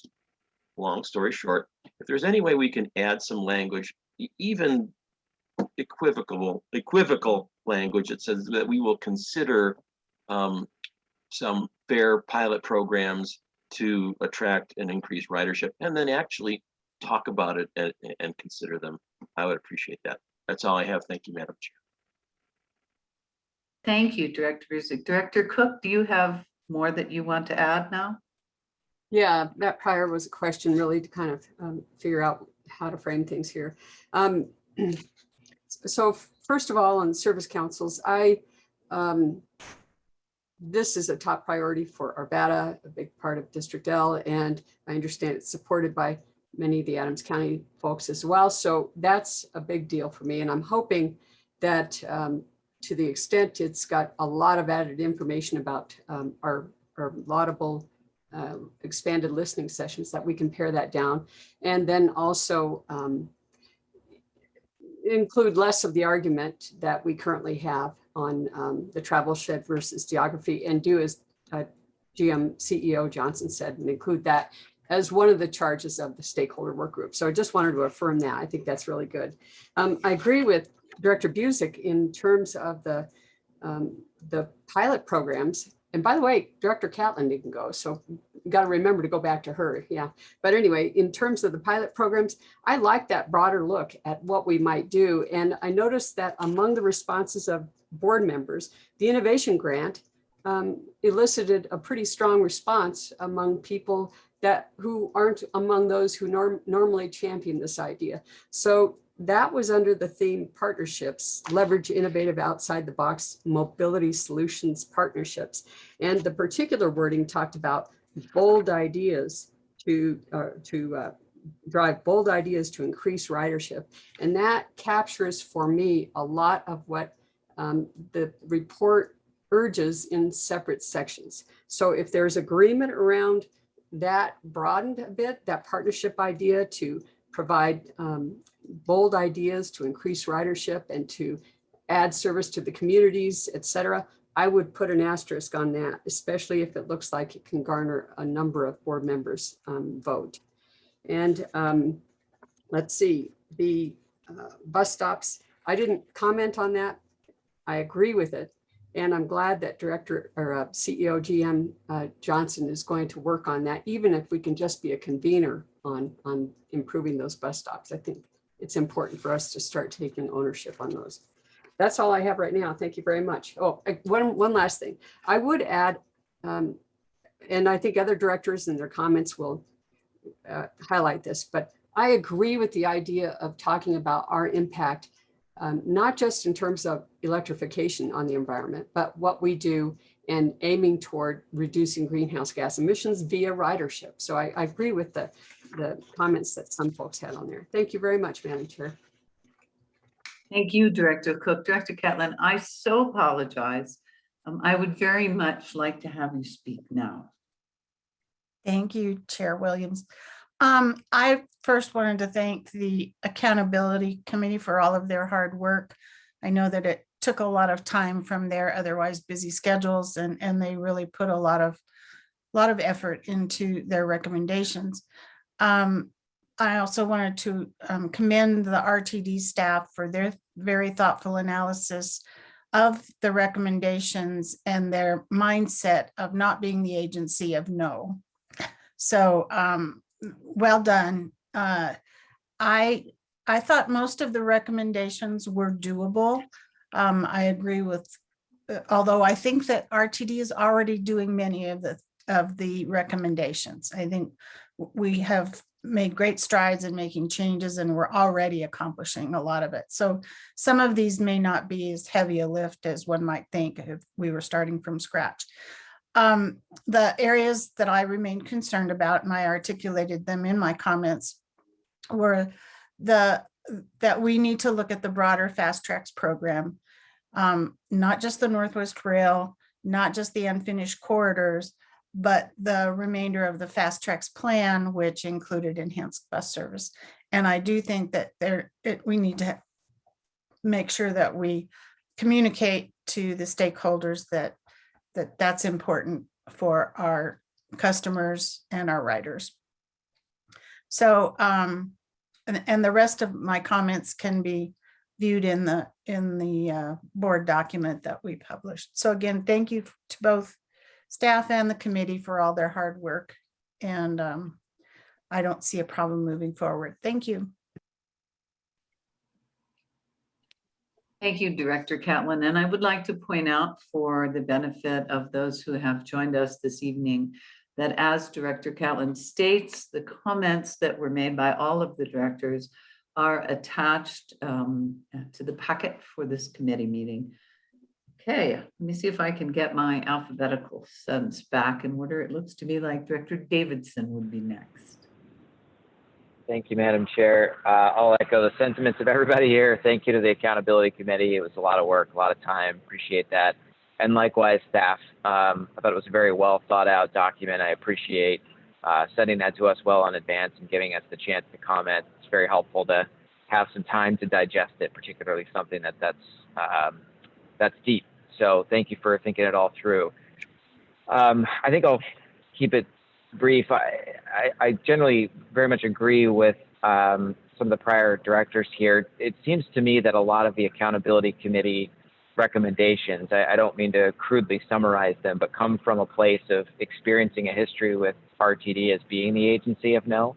And there are a number of things that seem to hit at partnership. And it sounds like from the staff response, we're very open to that. So I think we just need to make sure that that runs through the document. One of the things that I had highlighted in my comments was about the sharing of the federal money that seems to come up. And our response, quotes that we can't share the money, which, as you pointed out, General Manager and CEO, makes perfect sense. I just think it would be good for us to maybe clarify, share in the sense of a disbursement. It's not like we can go disperse capital or cash to other agencies. And we do mention in that response that we're open to, that we are actually sharing in the sense that we're executing projects with partner agencies and organizations. I think to the extent that we can give some examples or even refer to the innovation grant that we're open to, spending in the way that we're allowed to within the auspices of a transit agency in a collaborative way with our partners. So I think anywhere that we have language that, sounds a little bit like no, and I hope this doesn't sound like a purely political thing. It really is to make sure that we're answering. We too see a spirit of collaboration here. There's just things that we're following. So for example, we can't disperse funds, but what we can do is spend on partners for these types of things. So my general comment would be, let's just make sure that that really does run through, and sharing of federal funds is one of those places I would highlight. And then also, I too saw an opportunity with that innovation grant section, and noticed, as Director Cook pointed out, that we all seem fairly in favor of that concept. There's probably an opportunity to harken back to even the equity analysis piece. I think the FAIR study, everyone wants to see things simplify and be better and see us collaborate, but maybe don't necessarily know all of the things that go into following Title VI and this, that, and the other. So there seems to be an opportunity to say there, while we may disagree with you on the approach for equity populations and how we adjust our fare structure, we really do want to work on big, bold ideas. We just need to make sure that they fall within federal guidelines and regulations. So if in that innovation grant section, we're able to put some tentacles to other answers and say, hey, here's some examples of how we might collaborate, I think that might be good. When I read our responses, I thought they were excellent. I just thought there were opportunities for us to not just sound more collaborative, but tie together. What we're trying to do here is collaborate in much the same way I read the Accountability Committee and said, wow, what they're really looking for is to collaborate, including on the board governance structure. And I appreciate the willingness to, push that down the road a little bit, because I'm not clear on the problems that we have there, but it does seem to be that the perceived problems have to do with collaboration, and that maybe, all these different advisory groups aren't getting their voices heard. So appreciate that gets moved out, but again, an opportunity for us to sound as though we want to collaborate. Along those lines, I do wonder if on the travel shed and county line area also, there may be an opportunity. While I really appreciate how deep we went on a lot of this, we may want to simplify a little bit of that and just say, look, we're looking forward to getting these stakeholder groups together. Let's get together, let's meet. There's things that we pose that are relatively detailed, for example, on the counties, whether it be with Adams County and parts of Weld County that are within Erie. And I think that many of the stakeholders have input and have thought through some of that, and I would want them to make sure they feel like they can be heard in those sessions. I think that's coming across. Maybe we just need to say, look, let's tackle a lot of this in those meetings. Make sure people know that they will be heard. And then finally, the other comment I'll make is because I know there's been discussion around Northwest Rail. I'm very supportive of the fact that we have mentioned Northwest Rail with the Front Range Passenger Rail. I think we're not trying to say Northwest Rail is the only thing we want to do with fast tracks. It was specifically called out in the Accountability Committee report, and I think we can, point to our MOU, and also we have pretty reasonable logic that, I mean, believe me, I live in the district and represent folks who have the N line and the B line unfinished. So I hear about both of them, but my answer to all of them is, we've got a much bigger obligation on that Northwest Rail in terms of our financial responsibility at RTD. So looking for our opportunities to collaborate there makes the most sense from a fiscal standpoint. So appreciate that we're in line with the Accountability Committee. I just thought I'd call that one out because I know that there's been some discussion in this group and outside as to whether we should be taking a stance on that. So I'll leave that there. And if I could just summarize, it's just, let's sound very collaborative with this, because I think that's absolutely our intent. And I think that's the intent of the Accountability Committee, coming in with a history of us being the agency of no. Thank you. Thank you, Director Davidson. I'll note for the record that Director Duchel is not with us tonight. So Director Geisinger, you're up. Great, thank you. You know, I think that some of my introductory comments have been reflected by other directors, and I appreciate that. You know, I spent the year going to these meetings. I think somebody said there's 7 a month, and I really appreciate what the Accountability Committee has done. They came in this with some big tasks, such as, you know, fixing the long-term financial situation and figuring out the Northwest Rail issue. And I think that they have come away, you know, with some good recommendations on a lot of things, and also an appreciation of the complexities of a lot of the issues that are facing RTD. And I agree. I like that Deborah Johnson has mentioned the issue of agency of no, and that we are not the agency of no. But the issue, I think, as others have said, is that that was what this came from. And local people, our partners at the local level, people at the local level were not feeling heard.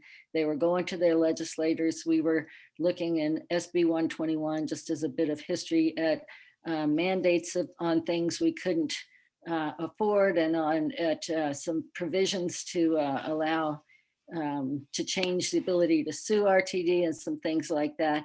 I believe that, to use Director Catlin's words, many of these recommendations are very doable, and I appreciate the effort that staff has put into it. I would also reflect Director Davidson's comments that you know, I think throughout, as we go back through and do another edit and put it together, keeping in mind that we want to move forward as partners in these projects and in these problems that we're facing, is really important, that we're here to collaborate. You know, somebody talking about debrucing, that's a great example of the kind of partner that we need others to be with us, and we need to be with them. So I would encourage that view. I think mostly it's there. I will mention some of the same things that have been mentioned. A couple of things that I really think are sort of wording more than anything. The sub-regional councils, the staff has said, yes, we will put together a stakeholder group to look at role, purpose, and geography, which were the things that were in the final report from the Accountability Committee that they wanted us to look at. But honestly, I think when we, from there, spend so much time talking about our listening sessions, and that we prefer the travel shed geography, it could be heard by people historically looking at RTD as saying RTD is not really going to listen. And so I think I would agree with a couple of people who've said, let's trim that down. I think it's fine to say we prefer the travel shed, that staff prefers the travel shed, or we prefer the travel shed geography. I think it's fine to point out our listening sessions, but I would delete much of that conversation and take it to the stakeholder group. Likewise, and the metrics, the environment, I think, you know, this is really an area that is of huge concern to all of us. And I think all of us on the board, all of us on staff, and it's important to say that there, that, you know, we share your concerns with the issues, and we are working hard to do our part. A big part of that is getting people out of cars, and it's not just electrification, it's providing good transit service, which is what we're trying to do. So I would emphasize that. Going up to the COVID relief issues, I think, you know, it would be helpful to address, we address sort of the specifics of that area. But the general point that's being made, I think, is that there's urgency here, a time-limited opportunity to bring people back. And I think that translates into this idea of having a pilot project, fares project with lower fares. I agree with Director Busick that is obviously a very popular thing. I think that the urgency is not quite as intense as it was before because of Delta. In other words, I don't think it needs to start in September, but perhaps as we move forward, and I just talked with Deborah Johnson about this yesterday, and I think as we move forward with our fare and analysis study, maybe by the end of this year or the beginning of next year, we'd be in a place to really try something. And I think that's an important, my sense of the accountability committee is that's an important piece for them. And I would like to see us say, yes, we will try to do that. And we will be putting that together in the near future. I also think the partnerships, there are kind of two places that raise partnerships. One is under the COVID relief funds issue, and one is at the much further down in terms of leveraging innovative out-of-the-box mobility solutions. I think that I really see those as both things that we could do, and we can't share COVID relief funds. We could share sales and use tax funds if we see partners who are taking work that they can either do less expensively or that takes some part of our job and relieves that from us. For instance, paratransit, where people would be using Access-a-Ride at a greater expense. So I would like us to consider moving forward with that. I guess I would agree with Director Davidson on the Northwest Rail piece. And I also agree that we should move forward at looking at the unfinished corridors, and as Peggy Catlin raises the bus network. But if we're looking at the in-line and the B-line, I hope that we will start the process with our communities of talking it through, because they both are obligations in the long run, and the B-line is so much more expensive that it seems to me fiscally it makes sense for RTD to support that with front range passenger rail. I think that is about what I have. Thanks. I'll quit with that. Thank you, Director Geisinger. Director Lewis has not joined us.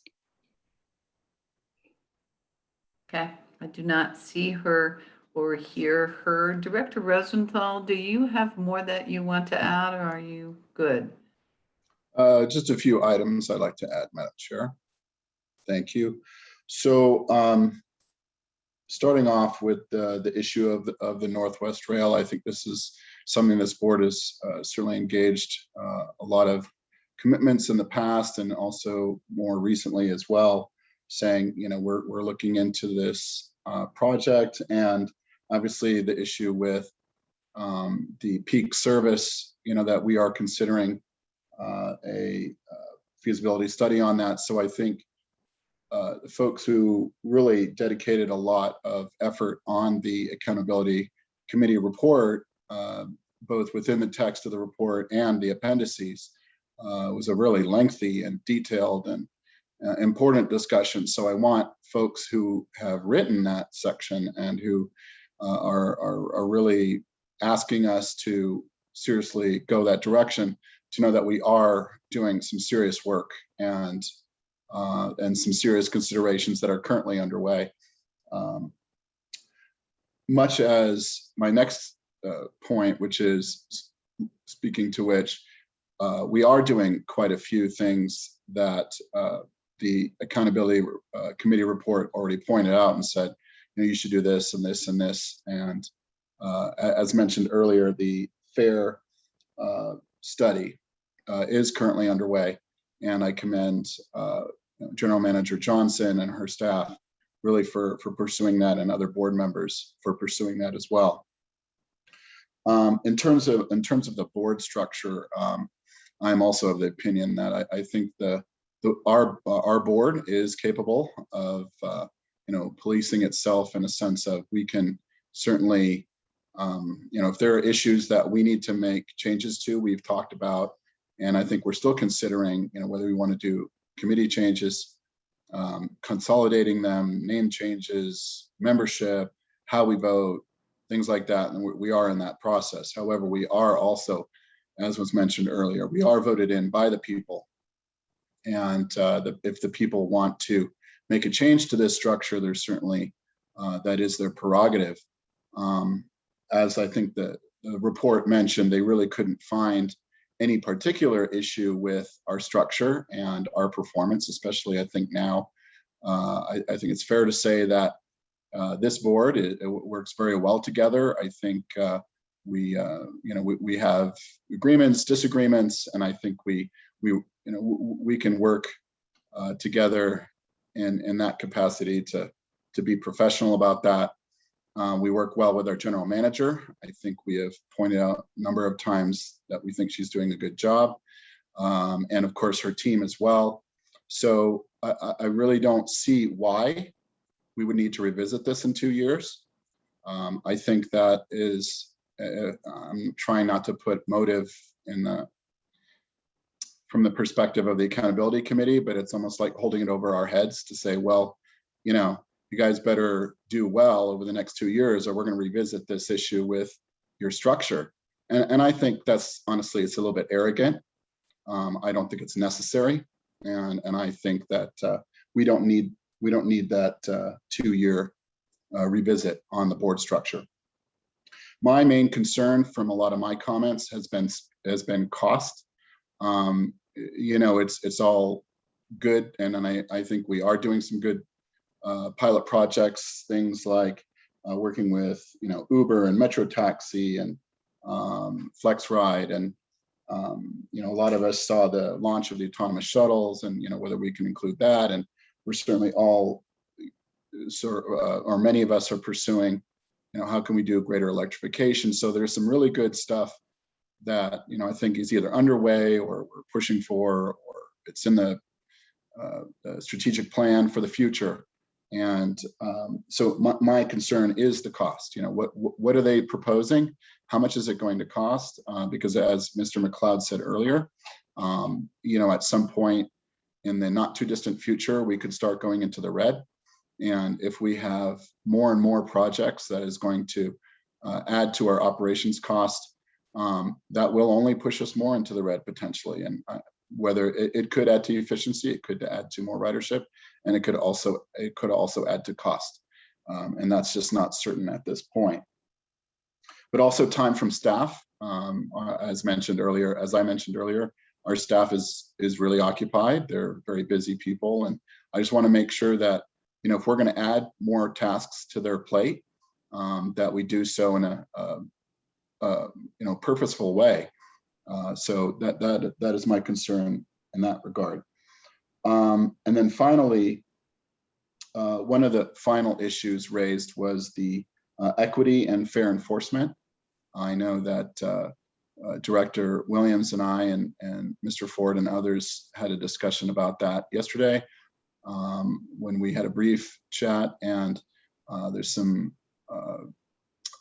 reasons why there's some changes in regards to numbers of fair enforcement on our buses and trains, and how that's working, and how equity intersects with that properly. So just want to ask about that, if staff would also respond to that, so everyone else on the board, but also in the community, can hear a little bit more about that issue.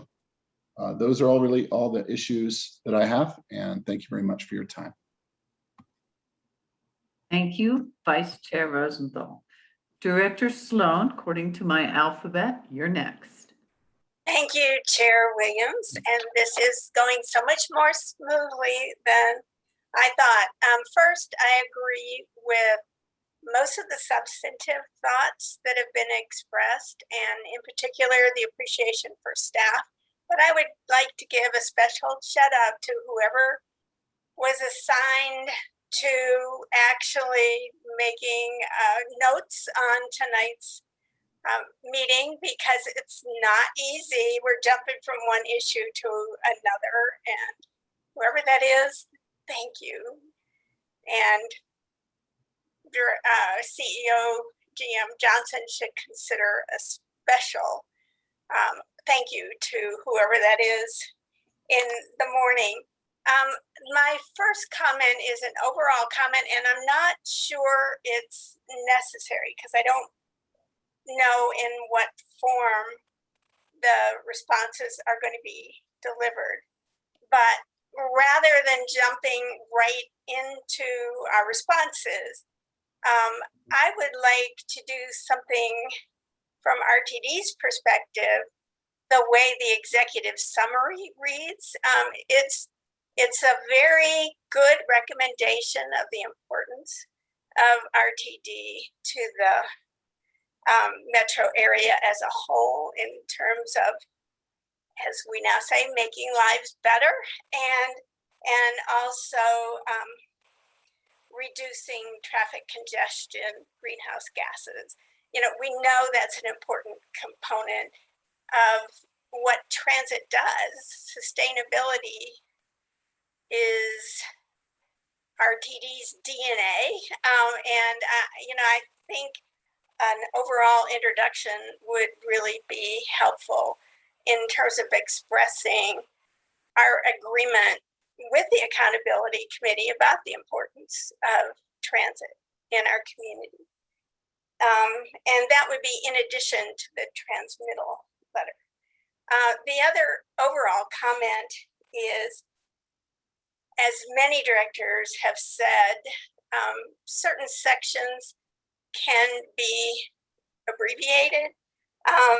Particularly, you know, what I've seen is the sub-regional councils, the past programs. There are lots of opportunities to make it shorter and therefore more likely to be reviewed.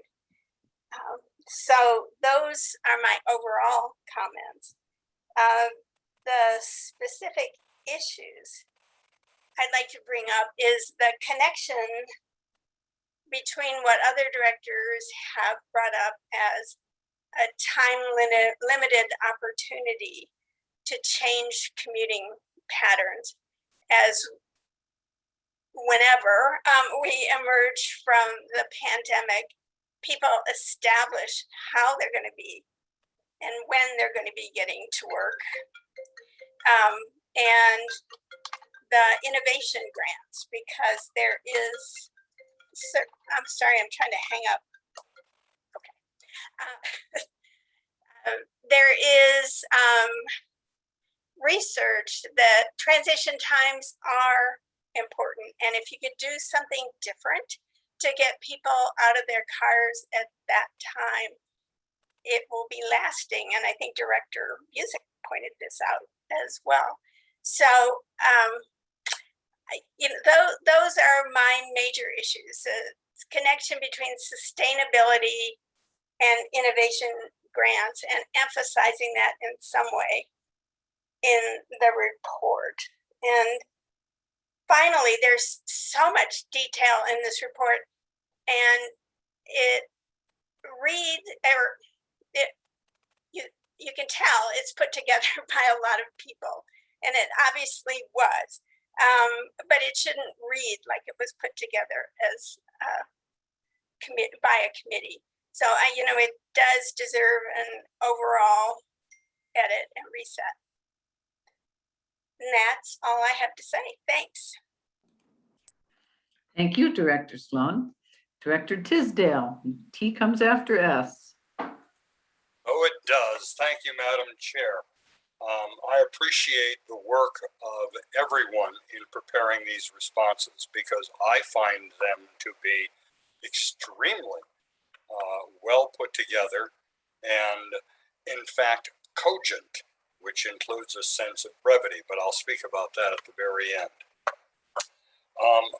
In response to recommendation number 12, that's page 139 of our packet concerning board governance. That one I want to point out, I think, is particularly well stated in confirming and repeating the fact that the Accountability Committee really didn't find any problem regarding board governance, but they had been told to look at board governance, and so they did. But I think that their report and our response confirms that perhaps there was no there. So we don't need to worry about that.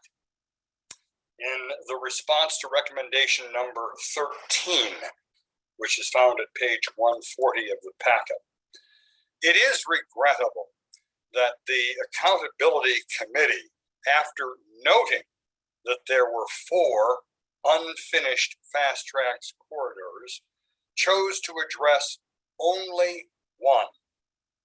The Southwest Line extension, which happens to be in my district, is feeling left out. And I appreciate that some of the other directors have made that observation as well. The report is singularly focused on Northwest Rail to the exclusion of the other lines. And it's unfortunate. But in any event, they only chose to address the one, and the response to that, I think, is very well written, and I applaud it.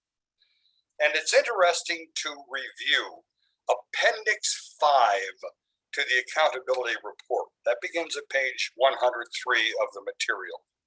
It makes for very interesting reading. It is cogent, it is concise, and it is dramatic.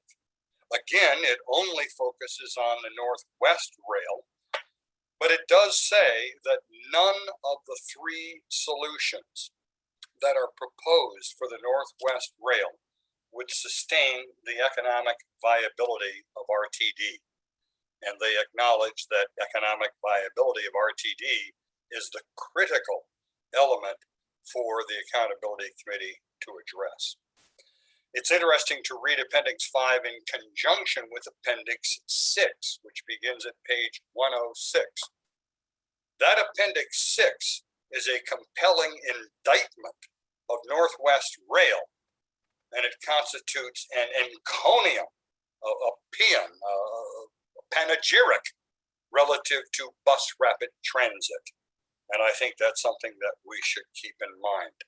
Finally, regarding the comments that the responses are too long, I would remind us of the words of the poet, brevis laboro esse obscurus fio.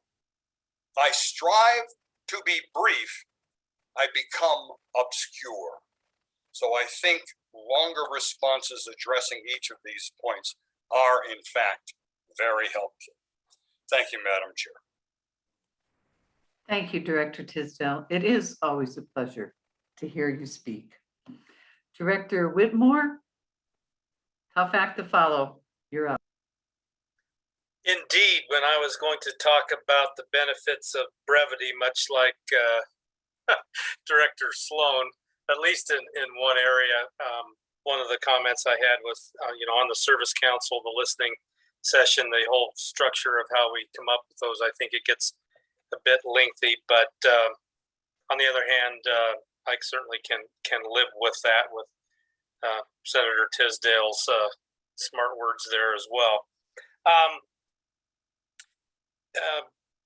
One of the other things that a few folks have mentioned, and I'll try not to be too redundant, but I think that the whole pilot program mechanism that we've been talking about, and I think we talked with several of us, with Deborah, one of us, at least one other director, was the pilot program kind of championed by Director Busick earlier in the evening, and that we have a sense of kind of a plan already to look at that as we go from fall to winter, based upon the other things that are in motion that would necessitated by our Title VI and our federal guidelines. So I think so many of these recommendations are in play with the strategic plan that we've approved, and we spent hours and hours working with staff, not as many hours as staff did. So, I think we are at a point where, we need to thank, as Director Sloan says, Mr. McKay for his fine work that he's in the middle of right now as we speak, assisting us. We'll have a chance to probably take another look in the next 24 to 48 hours. Thank you very much, John. And that will be helpful. I do want to just make note of the incredible heavy lift from our staff during the last year and a half on many items, but notably the Accountability Committee. There indeed was many months with 7 meetings a month, and Lynn and I attended as many of those as we could, and many of you did as well. But I know Deborah and many key staff members were very involved and provided so much education and clarification. And I think that process grew in its importance and its appreciation from the committee greatly over 90 or 120 days into the session to the completion. I just can't help but feel very proud of the staff that we have and how hard they worked on this project. Director Tisdale, I want to add one C to your 3 C's motto that we've heard for a number of years, which I've readily embraced during my campaign and since. But let's go back to Director Cook's comment. I think there's a word there that I tend to think that it summarizes our new attitude and our leadership with Deborah, and the word is convener. If we can't do it ourselves, can we find somebody that can help us? And can we brainstorm to do those kind of projects in a convener type of mode? And I think that's a mode that we are rising to and have a lot of potential to fill, whether it's a big project or one little bus stop in Adams County and everything in between. So thank you for that word, Director Cook, and I look forward to Director Tisdale adding it to his repertoire. I think I've said plenty. Thank you all. Thank you, Director Whitmore. Chair Rivera-Malpiedi. Thank you, Madam Chair. I want to thank Director Whitmore for doing such an elegant job of thanking the staff. And as I sit here, 7 months of meetings, it comes out to about 84 meetings. So if you did an average of 7 meetings a month, literally every department at the Regional Transportation District was either on call, presenting, or researching material. And headed by Mr. McKay and Ms. McManus and Ty Schrey to make sure that everything was being done in a timely manner. And I know they were meeting on a regular basis with our general counsel and the senior leadership team. So I cannot begin to say how proud I am of what a stellar staff we have under the direction of General Manager Johnson. And I attended as many of the meetings as I could, but I'll tell you, I saw a transition in respect when Ms. Johnson became involved, because she became such a catalyst for information dissemination and open and transparency. So I want to say that, first of all, because I think it's very, very important to understand just how many staff hours this took, and our commitment to the community, to the legislature, to the governor's office, that RTD was at the table. And I want to specifically also thank First Vice Chair Geisinger and Director Whitmore for being the voice of the board. They did an amazing job. I do think that in reading all of the recommended actions from the accountability, the staff's responses, and the board's responses, I can't help but say thank you to the board of directors. 11 of you responded in depth, reading everything and giving us your opinion. I think that this has been the most strategic, transparent, and inclusive process. And that's been the whole mantra under the general manager's leadership and with the adoption of our new strategic plan. If you look at my remarks, I started going through it and then I thought, you know what, wait a minute. We are doing so many of these components. And in addition, once we pass through the strategic plan, we really have been doing a lot of the work. And I know a lot of you that share that with us or share that opinion. In terms of the environmental impact, I absolutely agree that that is an important component. And I stand by the fact that transit is probably still the best mode of taking cars off the street. I don't care if there's electric vehicles, bicycles, carpools, van pools. They don't compare to the number of cars one transit component can do, a bus or a train. And I think we need to tout that we are really eliminating our carbon footprint, and we need to just educate our community in that, particularly in light of the climate issues that we are dealing with, not just in this community, but across the world. I also had been talking to some folks about the pilot programs, and I talked to Director Busick, I've talked to First Vice Chair Geisinger. What I said was, I really want to wait until our transit equity analysis is done, because I think one of the things I want to make sure is as we move forward, when we develop a plan of action, that it is done in the spirit of inclusion of the entire district and not just one neighborhood. That I think would be much more substantive in terms of showing inclusion and making sure that we are doing our due diligence. It doesn't mean that I don't think that pilots are great, because I do, but I do think that we need to be much more strategic about how we move forward in terms of working with specific areas.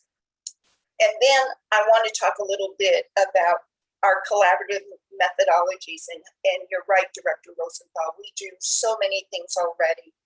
We didn't even touch on Reimagine, and so I think that we have just thrown the net out to have everyone come to the table to work with us, because transportation belongs to everybody.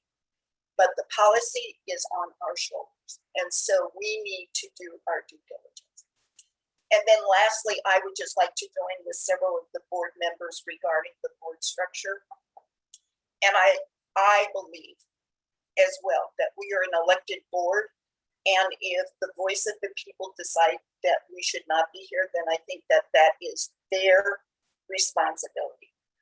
I disagree completely with the 2-year take a look at this. I find it not only arrogant, but grossly disrespectful of the voice of the community. And I will say that publicly, because they're the ones who put us in office, and they're the ones who should take us out of office. And that concludes my remarks, Madam Chair. Thank you, Chair. Director Sloan, I see your hand. I have not had a chance to speak yet, but if you have something that you need to say now, I'm willing to give you the microphone. Go ahead. This will be really quick. Director Tisdale and I go back a long ways, and I believe it's important to counter his quote with one of my own. It's been attributed to both the physicist Pascal and Mark Twain, and it says, I have only made this letter longer because I have not had the time to make it shorter. That's all. Thank you for that opportunity. You are welcome, Director Sloan. Okay, I want to point out that there are directors who did not respond. That does not mean that they did not read or dwell deeply upon the issues. It's possible that perhaps they did not feel that they had anything additional to add. I would like to think all of the people that everybody has thanked. My list includes Director Geisinger and Director Whitmore, the board office, Director Johnson. But most of all, I would like to thank Matthew Helfand and Dr. Cog and all of the staff over there who also worked very hard to make this happen. I'd like to thank all of the members of the Accountability Committee who really took the time to look at our agency and to give it thought and to suggest things that we might do to make the public transit agency here in the greater Denver area better. I'd like to note that they have one missed opportunity, which is at no point did I read them to say that in fact, RTD is a pretty good agency. I personally have traveled all over the world on a lot of public transit agencies, and we are in fact safe, clean, reasonably priced, and mostly on time. And I would like to have seen the Accountability Committee include that, since I can tell that over all of the hours that they put into it, that they did in fact find that to be true. So those conclude my comments. What I would like to do now as part of this meeting is go back, as I promised Director Geisinger, we will go back to General Manager Johnson and any of her staff that she wants to call, and then we will go around the room again. So if you all pay attention for just a minute, Ms. Johnson. Yes, thank you very much, Madam Chair. And I want to extend my thanks to all of you board members. This was quite helpful. While John is here, I'm taking copious notes as well. So if I may, Madam Chair, if you can indulge me, want to address the issues that have come up collectively. I think to the point that's been raised, there is consensus around some of these, and I'm glad to hear it, because on the face of it, recognizing some of the elements that have been pointed out, went back and looked at some of these things and thought, yes, agreed, right? So Director Bouquet, he spoke to the governance, recognizing who was overseeing us. That's the common thing we heard as it relates to governance. So for all intents and purposes, I do believe that there is, from the comments that we have heard thus far, there is consensus around that, you know, this body is elected by the people, and that's the voice of the voter. And recognizing that as a standalone, I don't believe that there's further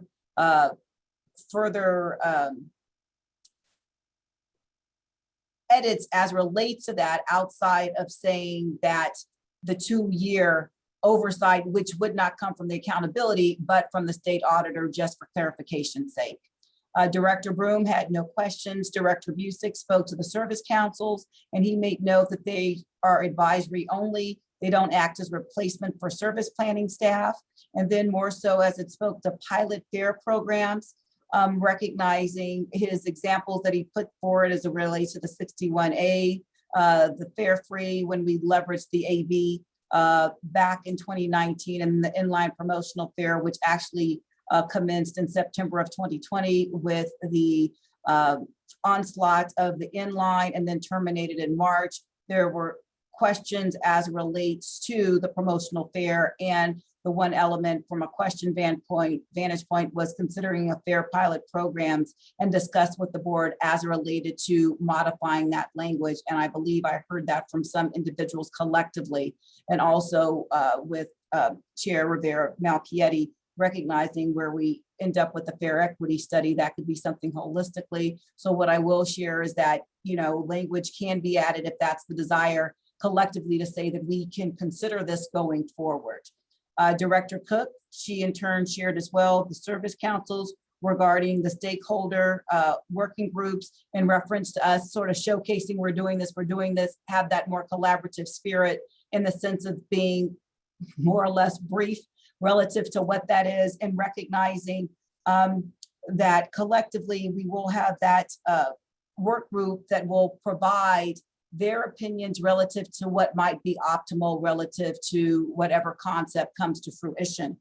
And then also Director Cook spoke to the fact about partnerships, bold ideas, as we talk about providing incentives for ridership and talking about the environmental impact. And I think that resonated collectively throughout as we talk about our community value strategic priority. And not only are we providing value to the Denver region, but also sustaining planet Earth, and that can be reiterated throughout. Director Catlin made reference to the broader aspect of the Fast Tracks plan, including the enhanced bus service. I think I heard that clearly from several different board members as well.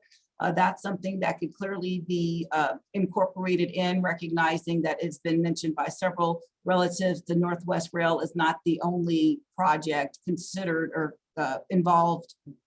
included is the word I'm looking for, in the greater program. Director Davidson, appreciate your comments as you stated more or less that we should have our responses run through from the elements, and I use this word of the spirit of collaboration and partnership. Really the example you provided being open and sharing regarding, innovation grants, and you noted the term collaborative on several occasions. The travel shed, I made reference to a Northwest Rail, as you said, you recognize the bigger obligations as relates to the fiscal responsibility we may have relative to the unfinished corridors. And then basically the underlying message I took from your comments is to make sure that one can hear throughout that we do have a desire to be collaborative. Director Geisinger, as relates to your comments, what I summarized here is that we need to move together as partners. The word collaborative, I think, is the word du jour. Stakeholder groups, as we talked about before with the service councils, saying that we could abbreviate that response as well, abbreviate the response in the sense that we don't have to go on about what we've been doing thus far, but recognizing the elements that Director Cook has shared as well. You also made mention about the importance of transit to the region, where we get people out of single occupant vehicles, bringing people back, trying something new. And we talked about partnerships from the element of the federal relief funding, in the sense that where we may not be able to share that, but there are sales and use tax funds, and what else could we do collectively as we look at the partnership aspects. And then as relates to the thinking outside of the box, innovative type solutions, and you two made reference to the unfinished corridors as relates to fast tracks.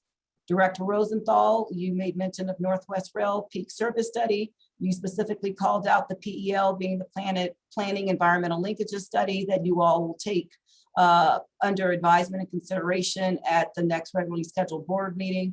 You also emphasized the fair study and equity analysis, the things that we are doing. Board governance, you shared the same sentiment relative that we're elected by the people. And your overarching themes throughout are the main costs, recognizing what Chief Financial Officer McLeod just presented as we look at our financial outlook in a couple of years going forward. You in turn talked about equity, and I would qualify it as proof of payment as opposed to fair enforcement as relates to what we're doing collectively about equity. One thing I will share just collectively, recognizing that we did leverage a peer review with the American Public Transportation Association looking at our security model. We have been working collectively on a myriad of different things that has spawned out of that. I will, as I said before, be bringing updates to you all collectively, but we are looking at a myriad of different models in reference to ensuring that we don't have per se armed guards, but leveraging, and we use this term a lot here, ambassadors, but really having somebody that serves as a customer service interface where you can take the approach in a gingerly fashion, educating and informing people about how they go about getting a fare and things along those lines. So that's the snippet in reference to the quick question that Director Rosenthal has put forward. Additionally, Director Sloan, as it relates to the voice of the document, I do want to share with everyone for your edification that we took those responses as they were to share them with you so we could get those out to you for you to opine. We are going through those and they will have one voice. We're focusing on tonality, not to change the course of the responses to deviate, but to showcase that in turn. We will have a summary, i.e. an executive summary to encapsulate what that is. And more so, there will be a transmittal letter as well. Don't want to get too far ahead of myself as I go through all the comments that I've heard, but we will, to the point that Director Whitmore stated, be working on this diligently to get back out a document that you can see in its final form, more or less, incorporating these different elements. So I just wanted to ensure that you understood that. Also, Director Sloan may mention about certain sections can be abbreviated. You specifically gave the example of the sub-regional councils, which I've already spoke about, and then the past program. And I would say I totally concur with that. And the working team did look at that some time ago when we first got your responses and agreed that there was no need to go down that rabbit hole and saying this is what it does, because that really wasn't germane to the response. More specifically, you talked about the connection between sustainability. And then, as I said before, you said the overall edit and reset, and that's in process. So it comes from one voice. It's told with one voice. Director Tisdale, as you talked about board governance, you basically said that as you read that reco number 12, that there was no there as it relates to a problem trying to be solved with the governance structure. You also mentioned the Southwest Rail extension that speaks to the unfinished fast tracks corridors. Hear you loud and clearly, because I think the vast majority of you have commented on that. Northwest Rail is not the only project that we have within the fast tracks program. Director Whitmore, you too made mention of the Service Council, citing about the listening session. I can see the point, as I said in the previous responses to the other ones. And then you talked about ultimately in reference to where we are now as being a convener. Director Rivera Malpiedi, you shared that pilots need to be more strategic while you embrace them. We don't need to do things in one geographic area or a neighborhood, because that does give the appearance of, discriminatory treatment or a disparate impact or disproportionate burden to certain customer segments. But more so as we talk about the aspect of examples of being collaboratively, we have showcased that with the Reimagine RTD process. And then you also spoke to the governance aspects as it related to elected boards, being that the people have the voices, and that that was grossly disrespectful wholeheartedly, as we talked about you all being directly elected by a constituency. And then Director Williams, what I summed up from you is that RTD is a pretty good darn transit agency as you travel around the globe. And I would commend that. I would echo that as well. So if I may offer up at this juncture, Madam Chair, in reference to these comments that I have, what I will endeavor to do with my staff, because recognizing that I do try to be strategic and plan in advance, we do have time carved out tomorrow, recognizing that we have something before you as relates to an action item per se, that you may consider for your consideration like a continuance, because we could provide to you the revised responses so you all have the opportunity to look at that and then take action at the meeting next Tuesday, which would be the board meeting. So that is my comments. I'm happy to address anything more specifically, but I did not believe that I received a direct question outside of the one from Director Rosenthal and what I captured in my nice little journal that says embrace the day. So with that, I will yield the floor to you, Madam Chair. Thank you very kindly for the opportunity to comment on all of the feedback that I've heard from you all assembled here this evening. Thank you, General Manager and CEO Johnson. I appreciate your ability to take in all of this conversation. I did promise Director Geisinger that she would be able to speak again. So I am going to give her the opportunity to do that now. Thank you, Director Williams. I guess I just have one question. Well, a question and a suggestion, Deborah Johnson, Ms. Johnson, that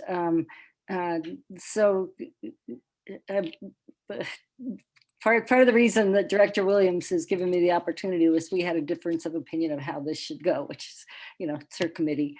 We moved it forward, but I'm not sure if we've reached enough consensus. We really didn't discuss each issue to say, you have comments from each of the board members. I'm unclear as to how we move that forward. Would it help to look at them again, to take any votes? How do we move this forward? As the chair of the committee, I'm happy to speak to that. My understanding is that staff, the RTD staff, who are the people who really do run the agency, are going to take all of this information, address the proposal that was put forth for all of us to comment on, make any modifications, correction, additions, deletions, summations, that they feel should be done and then submit it to us again. I don't know how many times we need to do that, but that was my understanding of how this process would work. In order for this to come to us again next week, it needs to move out of this committee. And so my next move, since we do have a mover in a second, would be to recommend that we take a vote to move this out of committee contingent on there being revisions, additions, et cetera. I'm sure Director Tisdale can give me a lot of Latin words for that. And an additional review. General Manager Johnson, does that agree with your consensus about where we're going from here? Yes, ma'am. Thank you very kindly. That's what we're going to do, work diligently and incorporate what we heard. As I said, John was taking notes. I did my handwritten notes to give you a high level summary, recognizing everything that you guys put forward with the spirit of collaboration, congeniality, focusing on how we're sustaining planet Earth, reducing the carbon footprint, and more specifically as relates to the consensus, I believe I heard, including language that say that we will consider pilot projects without tying ourselves holistically to a timeline relative to what we talked about that we'd heard from the chair regarding the fair study and equity analysis. And I believe Director Geisinger and Director Whitmore, we spoke about that loosely yesterday as well. So that's what I was endeavoring to do with my team to ensure that you all had ample opportunity to look at that again. If in fact we come to the 24th and there's some confusion or what have you about the responses, and there needs to be another modification, I believe that that would be appropriate at the time next Tuesday to make such an amendment to incorporate it so we can have this done in such a way where we have a product that we can all be proud of and rally around. So thank you very much. I hope that addresses your question. Thank Director you. Geisinger? Yes, thanks. That's okay. I wanted to just join others in thanking the staff. I know that our board staff and Jyotsna and others have worked very hard. There were huge amounts of documents that were produced, and I appreciate all of that work. And I also would echo the chair in saying that it really made a difference when Deborah started attending all of the meetings. I think that was very much appreciated, and just a huge difference in terms of the knowledge and the focus and all of those things. And my thanks as well to the accountability committee members and Dr. Cog. I have one more suggestion. I found out just in the last day or two that we have a real expert editor among us. Marjorie spent many years editing federal judges' work and persuasive documents and things like that. I mentioned this to the chair today. I haven't had a chance to mention it to Deborah, but I do think it's so important that we speak as one voice that I would suggest that she work with your staff on sort of that final edit to make it shine, and she's volunteered to do that. But I wanted to raise that with the board. Thank you, Director Geisinger. I'm going to ask at this time that if there are other directors who wish to speak, that they raise their hands rather than me go all the way through the entire alphabet again. And I'm going to give everybody a minute to digest that. Director Bouquet, the floor is yours. Appreciate it. Thank you, Madam Chair. And it's kind of going off just Director Geisinger's question. So this is a recommended action. Basically, based on the language, it says for the board of directors to adopt responses to the recommendations outlined in the RT Accountability Committee final report. What we vote on tonight, potentially, is just voting for this to appear at the board meeting on the 24th, but not necessarily us as a board agreeing with everything that was said, but we'll get that as a finalized version. I just wanted, okay. I need to make sure my vote is protected and knowledgeable. The last point I just would want to point out, including multiple directors made this point, including our own chair of this governing board, it's section 4. I have a big issue with section 4, and that's regarding, I just feel like this is a slippery slope. I'll go back to it again. It feels like we are getting judged from past mistakes of past, or not necessarily mistakes, but past boards, past leadership. I feel like this is a brand new board. I feel like this is a new CEO, a new GM. And so and for those, for section 4 is basically exploring the board structure. I feel we have to be careful. It's a slippery slope, allowing another entity that is overseeing an elected body who hasn't been elected by the voters. I think we have to be very careful of that. And so I just want to voice that very loud and clearly. I have a lot of disagreement when it comes to section 4. And I just would like that to be kind of made as a note, potentially that there's already been brought up by several directors regarding governance. That would just be my last comment. Thank you. Thank you, Director Bouquet. Director Catlin. Thank you. And maybe this question is for General Counsel Melanie Snyder. Do we need to provide an amendment for the contingency vote? An amendment to the actual motion to provide for that contingency for revisions by staff? Thank you, Madam Chair, if I may. Yes, absolutely. Okay, thank you, Director Catlin, for that question. You know, I think we have enough discussion on the record about what is intended by the board's direction in voting to move this item forward, and the language of the actual recommended action is pretty general. So I think we're all moving forward with an understanding that if the board votes to move this item forward, the understanding is that staff is going to incorporate all the recommendations and have the board take another look at it, and we will all have an opportunity to take another look at it next week, discuss it further, and potentially, if need be, formal motions could be made at that time to make further adjustments. Thank you. I just wanted to make sure we were okay procedurally. Thank you, Director Catlin. I'd like to point out, and then I will get to the rest of the directors whose hands are up. I'd like to point out that the verbiage in the motion does say responses. It doesn't say this exact response with all of the words that are in it. It says that this committee, this group, this body, this board of directors is willing to move our responses forward in an attempt to reply to all of the work that the advisory council did by September 3rd. Chair Rivera-Malpiedi. Making sure I'm on mute. Thank you, Madam Chair. I just want to say that with Director Geisinger's suggestion about having Director Sloan edit this document, I disagree with that.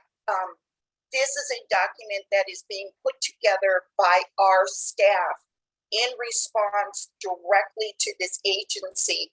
And I'd like them to complete their work. And then as it moves forward, then we could look at it. But I don't think that we need to be editing the staff's responses. I just think that let's look at that piece when it comes to us and then do what it is we need to do, because we're in such a short timeline that we need to get all of these components done. And so I would just say that that would be my recommendation. Thank you. Thank you, Madam Chair. Director Rosenthal, I believe you would be next. Thank you, Madam Chair. And sort of relating to one of the comments from General Manager Johnson in the very beginning when she was making her comments and presentation, there was mention of $14 million as a cost associated with, potentially a cost associated with some of these recommendations. And I wanted to hear a little bit more about that, maybe a little bit more detail, or perhaps I misinterpreted her comments. Thank you. General Manager Johnson. Yes, thank you very much, Madam Chair. Director Rosenthal. What I was referencing is when we talked about the allocation of funds that we received through CRISA back in early January, there were questions asked of us what we were going to do with those monies. And that was some time when we talked about holistically recognizing we had just come out of the hearing as related to the state audit. And there were a myriad of things that we needed to do to level set where we are with our internal audit function, for example. More specifically, there were discussions that ensued as related to the active peer review. when I put forward that I wanted to have a panel of our peers look at our practices as related to the internal function. More so as we talked about the security model. When I first came into this organization, there was an ad hoc committee that had been convened. And I remember specifically talking to the chair of the board as well as the chairs of that ad hoc committee saying, I think it would be most prudent if we have a peer review. I provide that as backdrop to say in leveraging those things going forward, that we did a money swap to utilize those monies to help us bring to fruition the activities to address such recommendations that we receive. Thus far, without getting into too much detail, that we're leveraging that for our third-party consultant that we're bringing in to help us level set the internal audit function. That $14 million is going to go towards that. We talked about operator retention and things of the like.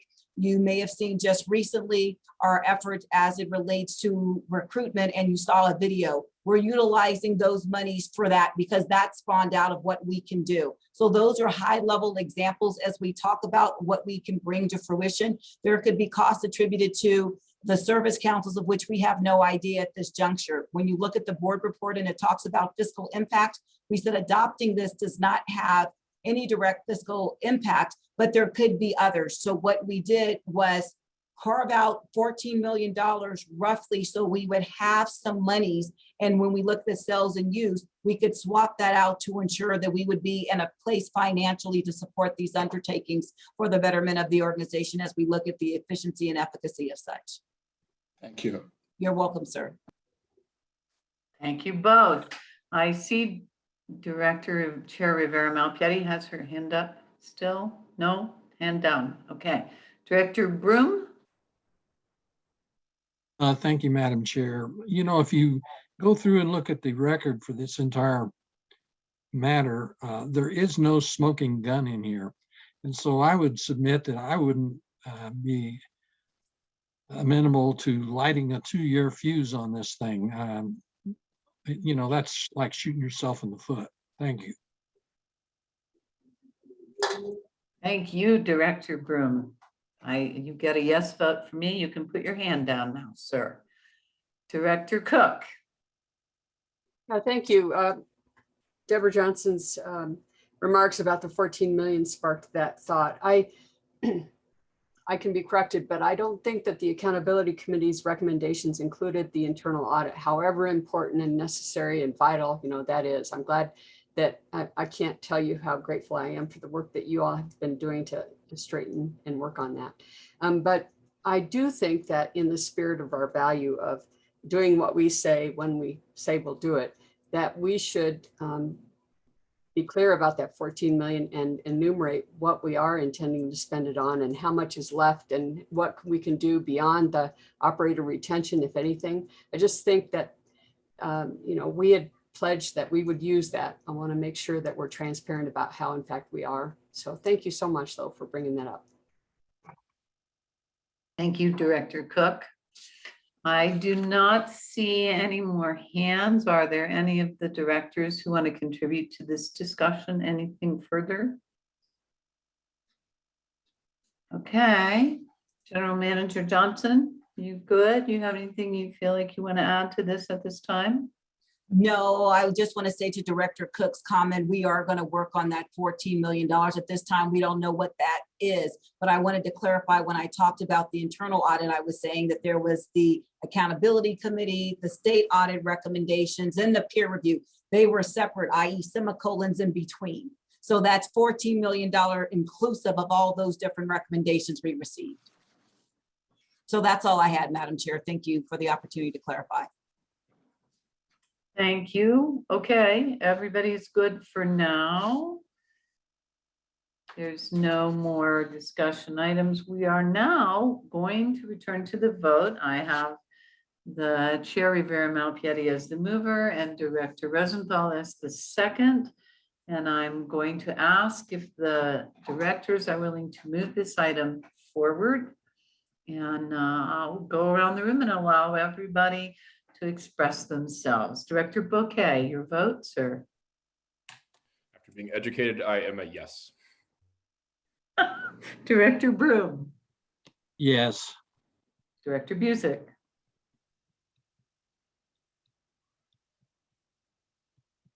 I'll come back to him. He may have left the room momentarily. Director Catlin, Yes. Director Cook, Yes. Director Davidson, Yes. Director Geisinger, Yes.